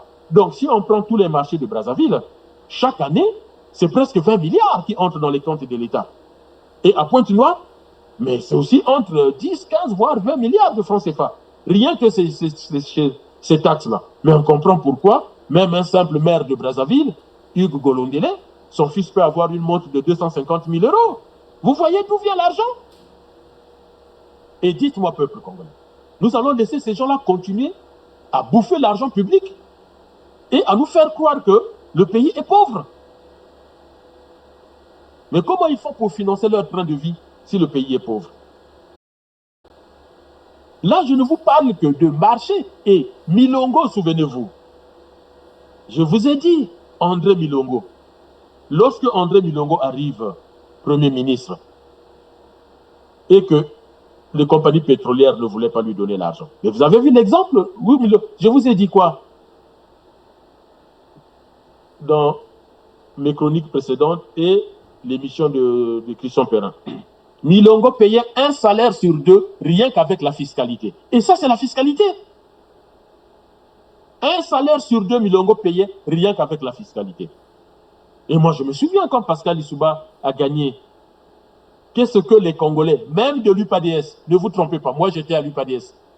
Moi, je fais partie des militants de l'UPADS qui militaient pour que André Milongo soit gardé Premier ministre. Ça vous étonne peut-être d'entendre ça aujourd'hui. Demandez aux militants de l'UPADS. Si vous avez un parti politique où il n'y avait pas d'extrémistes comme dans les autres partis, c'était l'UPADS. À l'UPADS, on avait des vrais débats.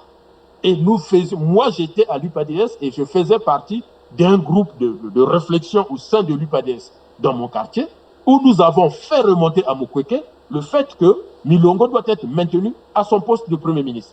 Il est congolais, il a montré ses compétences, il sait ce qu'il faut faire, c'est le Premier ministre qu'il nous faut.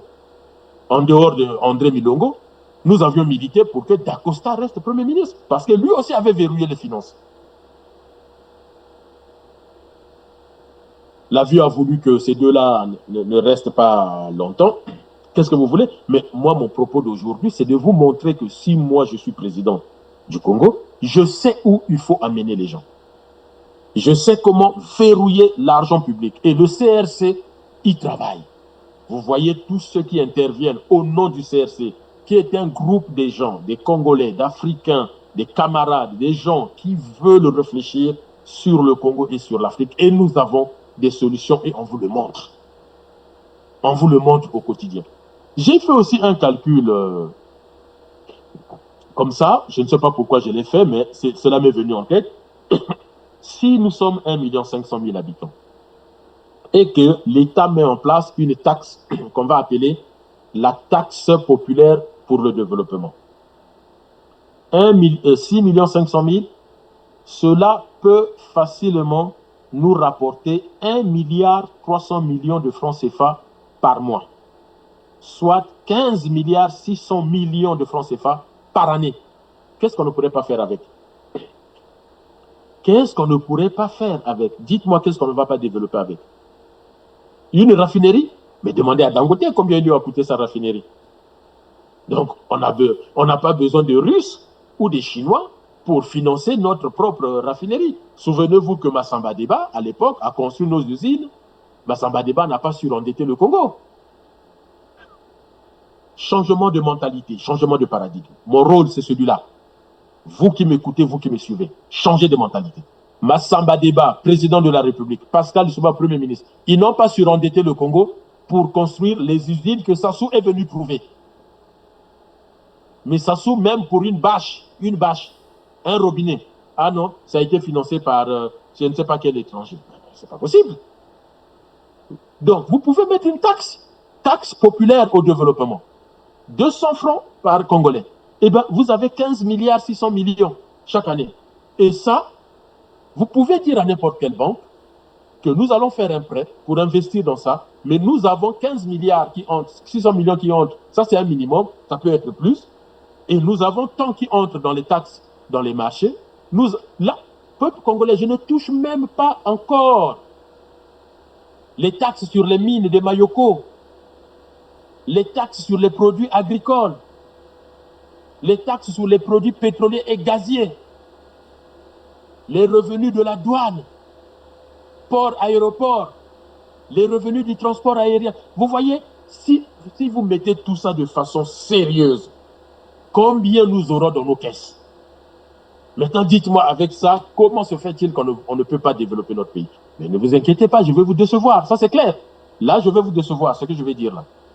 Eh bien, la déception, c'est que tout cet argent, nous l'avons déjà aujourd'hui, ça rentre dans la caisse de l'État.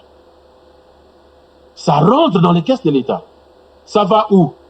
Regardez la vidéo. Les Congolais triment, comme qui dirait, dans la misère qu'on, voilà, je sais que les pensions, disons, les pensions ne passent pas, les retraités n'ont pas leur pension, les étudiants boursiers n'ont pas leur bourse. On nous a dit ici, par le professeur Yanza, il n'y a pas de salaire pour le personnel médical. Bref, il y a tout un tas de choses, mais dans le même temps, vous avez les enfants de ces oligarques, s'il faut les appeler comme ça, véreux, qui vivent comme vous allez le découvrir. Suivez.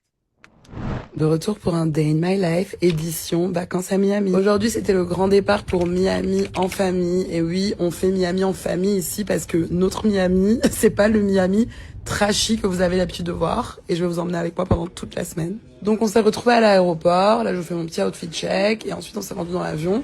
Donc chaque année, chaque été, je pars en vacances avec ma famille. Personnellement, c'est hyper important pour moi de participer aux vacances avec eux, même si je n'ai techniquement plus l'âge de participer. Je trouve que c'est super important de se retrouver en famille, etc. Et genre, c'est toujours des bons moments. Donc bref, on est monté dans l'avion. Là, c'est mes frères. J'ai pas fait de tour de l'avion, mais bon, voilà, vous voyez un peu le mood. Je sais pas pourquoi ils ont mis des là-bas, c'était leur délire. On a pris le petit déjeuner, ensuite on a dormi, donc j'ai pas fait énormément de snaps, mais je me suis préparée, j'ai fait mon petit, mes petites boucles sans chaleur, j'ai mis mes petits eye patch. Et ensuite, j'ai tapé la meilleure sieste de ma life, parce que j'étais épuisée et que le vol durait 9 heures. Enfin, 8h30. Ensuite, on s'est réveillé, on a déjeuné, et ma sœur avait commandé M. Sherif, c'était trop bien. Franchement, c'était trop bon. Ensuite, je me suis changée, donc j'ai mis un petit capri pour être dans le mood, hein. On arrive à Miami, donc voilà. Et on a atterri, donc je crois qu'on a atterri vers 15h, il me semble. Il faisait super beau, il faisait super chaud et humide surtout. Pour ceux qui sont jamais allés, sachez qu'il fait super humide à Miami, genre vraiment. Donc ensuite, on a pris la route pour nous rendre à l'hôtel. On était déjà resté à cet hôtel l'année dernière et on a kiffé, donc on est revenu tout simplement. On a fait notre check-in et ensuite on est monté dans la grande chambre pour la surprise de mes frères parce que c'était l'anniversaire de mes frères qui sont jumeaux et voilà, mes parents leur ont offert des places pour la finale de la Coupe du Monde. Ils étaient hyper contents, genre ils étaient hyper surpris. Bref, ensuite moi j'ai check-in dans ma chambre, donc je vous fais un petit room tour. L'année dernière j'avais une suite avec ma sœur, mais là on avait chacune une chambre. C'est plus sympa, mais en vrai, je regrette de pas avoir été avec elle parce que c'est quand même plus sympathique d'être à deux, quoi. Mais bon, c'était très joli, je vais pas me plaindre. La vue est magnifique, genre se réveiller tous les jours avec le bleu comme ça, c'est juste une folie. Et c'est super agréable, le vin et tout. Pour ceux qui veulent les informations de l'hôtel, n'hésitez pas à me dire en commentaire. Ensuite, on s'est installé et on allait se balader avec ma sœur. Donc, on allait acheter quelques snacks à Walgreens parce que c'est important d'avoir des snacks. Donc on a acheté des pop-corn, des petits trucs et tout pour l'hôtel, 2-3 trucs qui nous manquaient. Et ensuite on s'est rendu à Brickell pour aller voir un film parce qu'on était trop fatigués pour faire autre chose en fait. Donc on est allé au cinéma et en fait on a découvert qu'en fait on pouvait commander plein de trucs en fait sur sa place au cinéma, ce qui est trop sympa. Donc on a commandé des petits snacks, on s'est rendu dans la salle pour regarder Vaiana. Et voilà, c'est déjà la fin de cette première journée à Miami et n'hésitez pas à vous abonner pour voir la suite parce que je vlog tous les jours. Des bisous. Dans cette vidéo, vous avez les enfants de la famille Nguesso. Je ne sais pas si c'est de Willy ou de William ou de Wilfried, peu m'importe. Mais c'est juste que, regardez cette vidéo. Jet privé, vacances à Miami. Jet privé, vacances à Miami. Le jet privé, vous louez l'avion avec son kérosène. Brazzaville, Miami. Ils ont dit quoi? Plus de 19 heures de vol, je ne sais plus combien. Brazzaville, Miami. Vous louez les taxes aéroportuaires. Vous louez les taxes aéroportuaires. Nos billets coûtent cher parce qu'il y a trop de taxes aéroportuaires qui peuvent arriver à 40% du prix de billet. Dans un billet de 600 francs, de 600 euros, vous avez au moins 220 euros de taxes aéroportuaires. Ça, on le sait. Vous pouvez vérifier. Donc, jet privé, taxe aéroportuaire, hôtel. Elle dit l'année dernière, elle était même dans une suite. Hein, ils avaient dans les suites. Quand on dit suite, moi, je connais 2 suites. Suite présidentielle, suite royale. Plus de 1000 $ la nuit. Minimum 1000 $ la nuit. Alors, c'est des corps des déesses qu'il faut dormir, voilà, pour dormir dans suite royale. Et tout ça, posez-vous la question, les parents sont propriétaires de quelle industrie? Les parents sont propriétaires, ces enfants des chefs là, qui montent les jets privés, les machins. Les parents sont propriétaires de quelle entreprise? Vous ne verrez pas les enfants de Bill Gates faire ça. Vous ne verrez pas les enfants de Steve Jobs faire ça. Vous ne verrez pas les enfants de, je ne sais pas, de Lagardère faire ça, ou de Pinault, de France, de Bouygues et autres. Parce qu'ils connaissent la valeur de l'argent. C'est vrai, ils ont les jets privés, mais de leur richesse parce qu'ils travaillent. Basala Kamosala Nabango. Basali Nabiloko Nabango. Basala. Et Zali Mbongo à l'État français. C'est pas l'argent public. Et comment on peut être dans une espèce de foutage de gueule et de manque de respect au peuple congolais, de toujours afficher comme ça leur fasque avec l'argent public. L'argent public. Moi, mon propos, c'est ça, c'est l'argent public. Donc, vous, les femmes du marché, les hommes du marché, vous, les professionnels en République du Congo, vous travaillez dur et vous vivez de façon misérable pour que l'argent qui n'arrive pas au trésor et qui passe par des circuits parallèles finance le train de vie de la famille Nguesso, de la famille Collinet, de la famille Mabiala et leurs complices de l'opposition. Et on ose nous taxer d'oiseaux de mauvais augure. Mais si nous sommes des oiseaux de mauvais augure, je viens de démontrer. Mais venez, on va débattre. Moi, je suis ouvert. Vous avez des potes qui vivent en Europe, qui vivent en France. Mais on peut débattre avec eux. Moi, je suis disponible.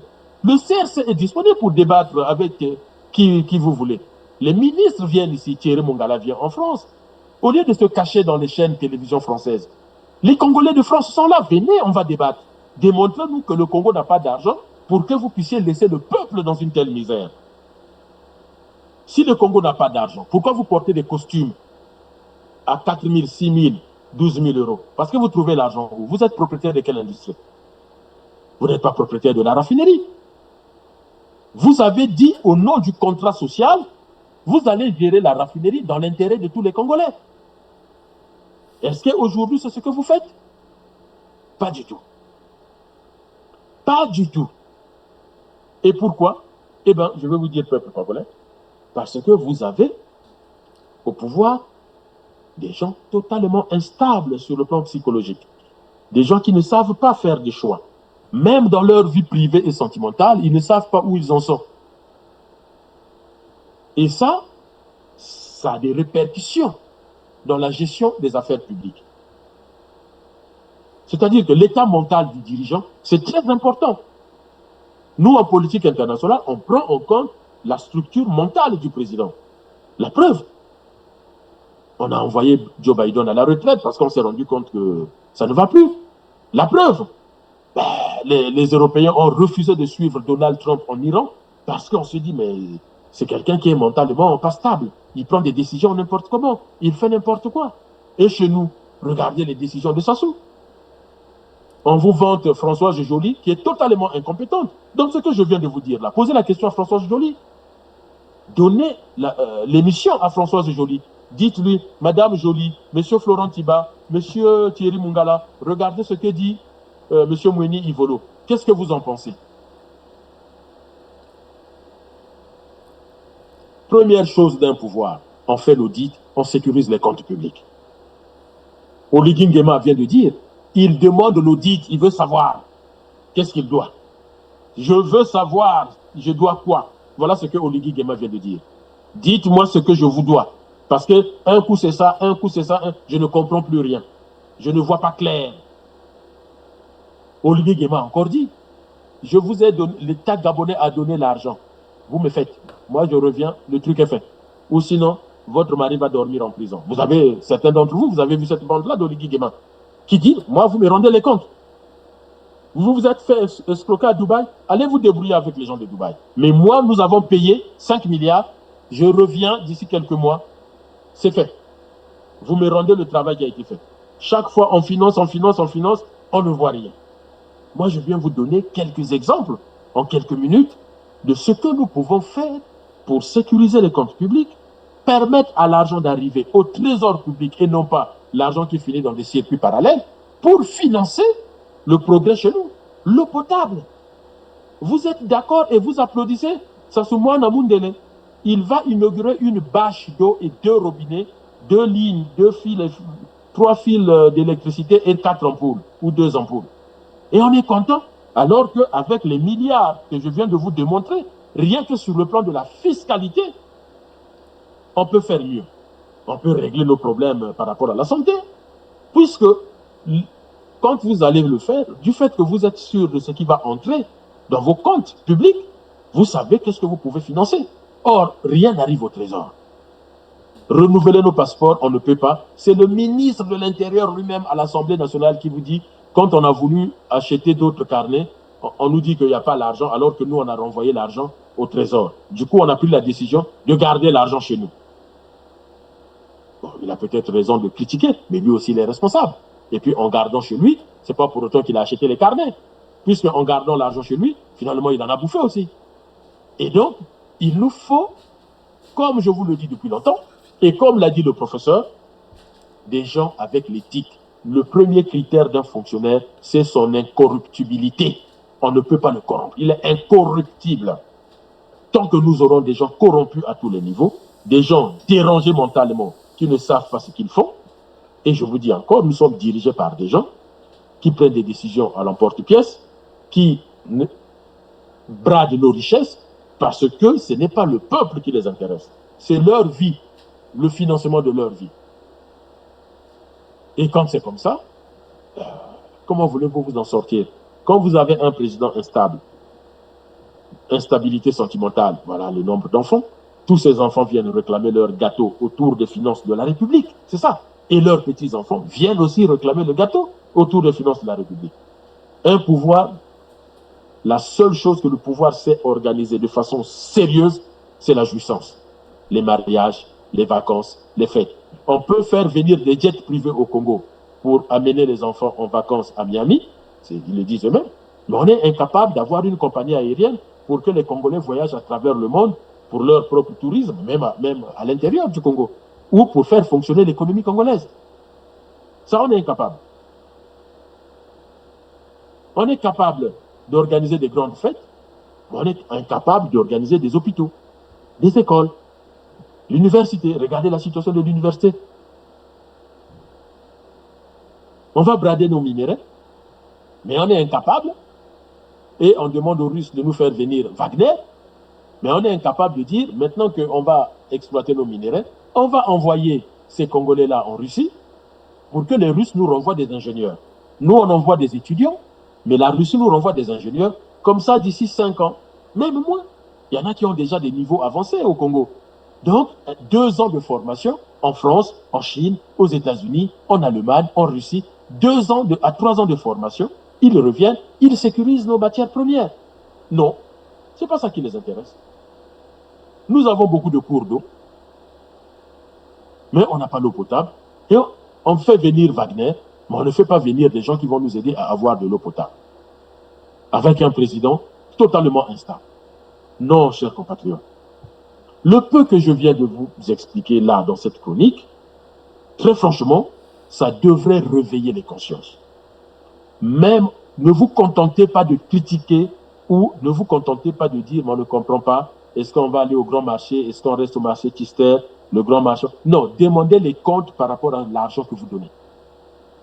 Soit la mairie de Bakongo, la mairie de Brazzaville, la mairie de Pointe-Noire, de Ouesso de Kinkala, soit ces communautés, ces municipalités ne sont pas capables de vous rendre des comptes et donc ils ne vous demandent pas l'argent. Il faut savoir qu'en Occident, tous les comptes sont publics en ligne. Nous payons les impôts en Europe. On sait ce qu'on fait de nos impôts. Je ne dis pas qu'ils sont sérieux. Je ne dis pas qu'il n'y a pas de détournement. Mais la justice frappe. Avec ce que je viens de dire, hein, si le Congo était un pays sérieux, 2 jours après, l'Assemblée nationale ouvre une enquête parlementaire, les ministères ouvrent des enquêtes administratives et le procureur de Brazzaville, le parquet financier, si l'on a, diligente des enquêtes judiciaires pour voir qu'est-ce qui se passe. Le marché à Pointe-Noire, il faut voir qu'est-ce qui se passe. Les taxes, pourquoi à Brazzaville, au marché de Bakongo, donc tous les marchés, comment se fait-il qu'on fait disparaître l'informatisation des factures? Les hôpitaux, quand le docteur parle comme ça, ben, il faut quand même que la commission santé à l'Assemblée, la commission santé au Sénat, se saisisse du dossier pour éclairer les Congolais, qu'est-ce qui se passe et quelles sont les mesures correctives qu'on va apporter. C'est quand même un grand professeur qui a parlé. Et donc, audit de tous les hôpitaux, de tous les programmes qui ont été mis en place, ne serait-ce que depuis 2010. Pourquoi ça n'a pas fonctionné? Et comment nous allons corriger? C'est ça qu'il faut faire. Revoir la formation des infirmiers, des infirmières. Puisqu'on nous parle des infirmières qui ne sont pas formées par rapport au service où ils vont travailler. Il a parlé de la chirurgie, mais on peut parler aussi de la pédiatrie. La pédiatrie, c'est quand même nos enfants. Comment on va soigner nos enfants? Moi, j'ai appris, je ne suis pas du domaine, mais j'ai appris qu'il faut 15 ans pour former un chirurgien et il faut 17 ans pour former un pédiatre. Alors, est-ce que les pédiatres au Congo peuvent justifier de ces 17 ans ou de 15 ans? Les chirurgiens peuvent justifier de 13 ans ou de 15 ans de formation. Le professeur peut être rappelé par les journalistes pour l'interroger. Notre pays est beau, notre pays est magnifique et nous aimons notre pays. Mais la seule chose qui nous manque, c'est des dirigeants qu'il faut. Nous avons des dirigeants, on ne sait pas comment on a fait, qu'est-ce qu'on a fait au bon Dieu pour avoir ces dirigeants-là. Mais je vous assure qu'ils peuvent partir. Vous pouvez vous soulever, vous pouvez faire la révolution. N'écoutez pas ce qu'ils disent, oiseaux de mauvaise augure, les gens qui ne voient pas la vision. Il n'y a pas de vision. De ce que je viens de vous montrer, il n'y a pas de vision. Les gens sont en danger au Congo. Je vous montre une dernière vidéo.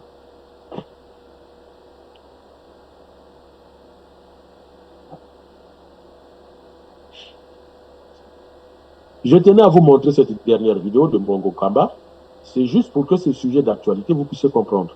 Là-dedans, vous avez l'insalubrité, vous avez des problèmes de santé publique, mais vous avez même des problèmes de respect par rapport à nos morts.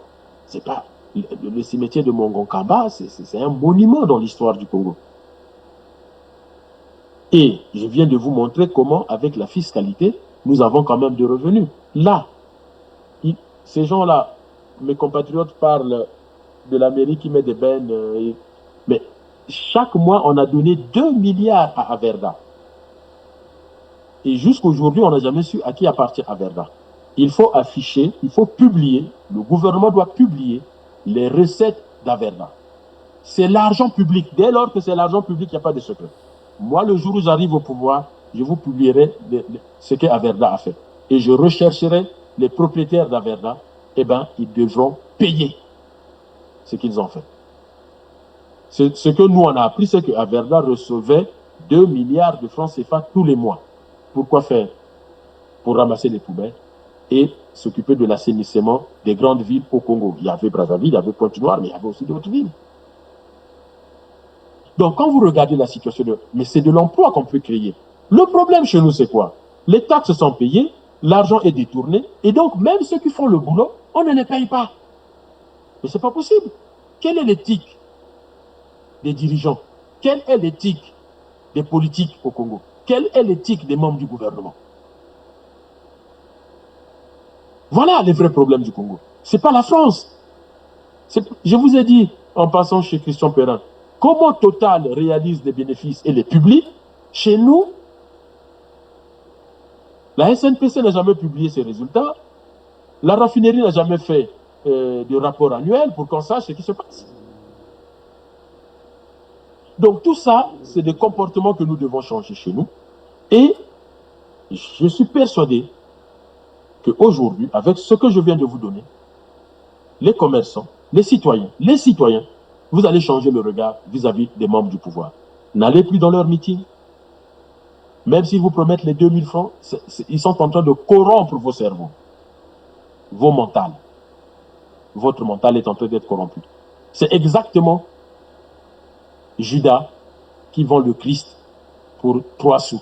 Vous êtes en train de vendre votre vie, votre avenir, votre conscience pour 2000 francs, 5000 francs, 10 000 francs, alors que la révolution ferait qu'on fasse table rase et on reconstruit le pays dans lequel chacun aura sa place.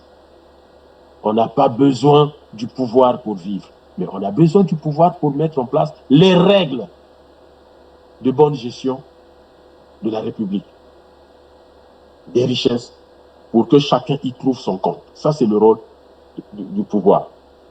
Et je suis persuadé qu'à travers le monde, et au Congo, surtout au Congo, nous avons des femmes et des hommes qui peuvent faire le job mieux que ce que le pouvoir de Sassou nous montre. Voilà ce que je voulais échanger avec vous.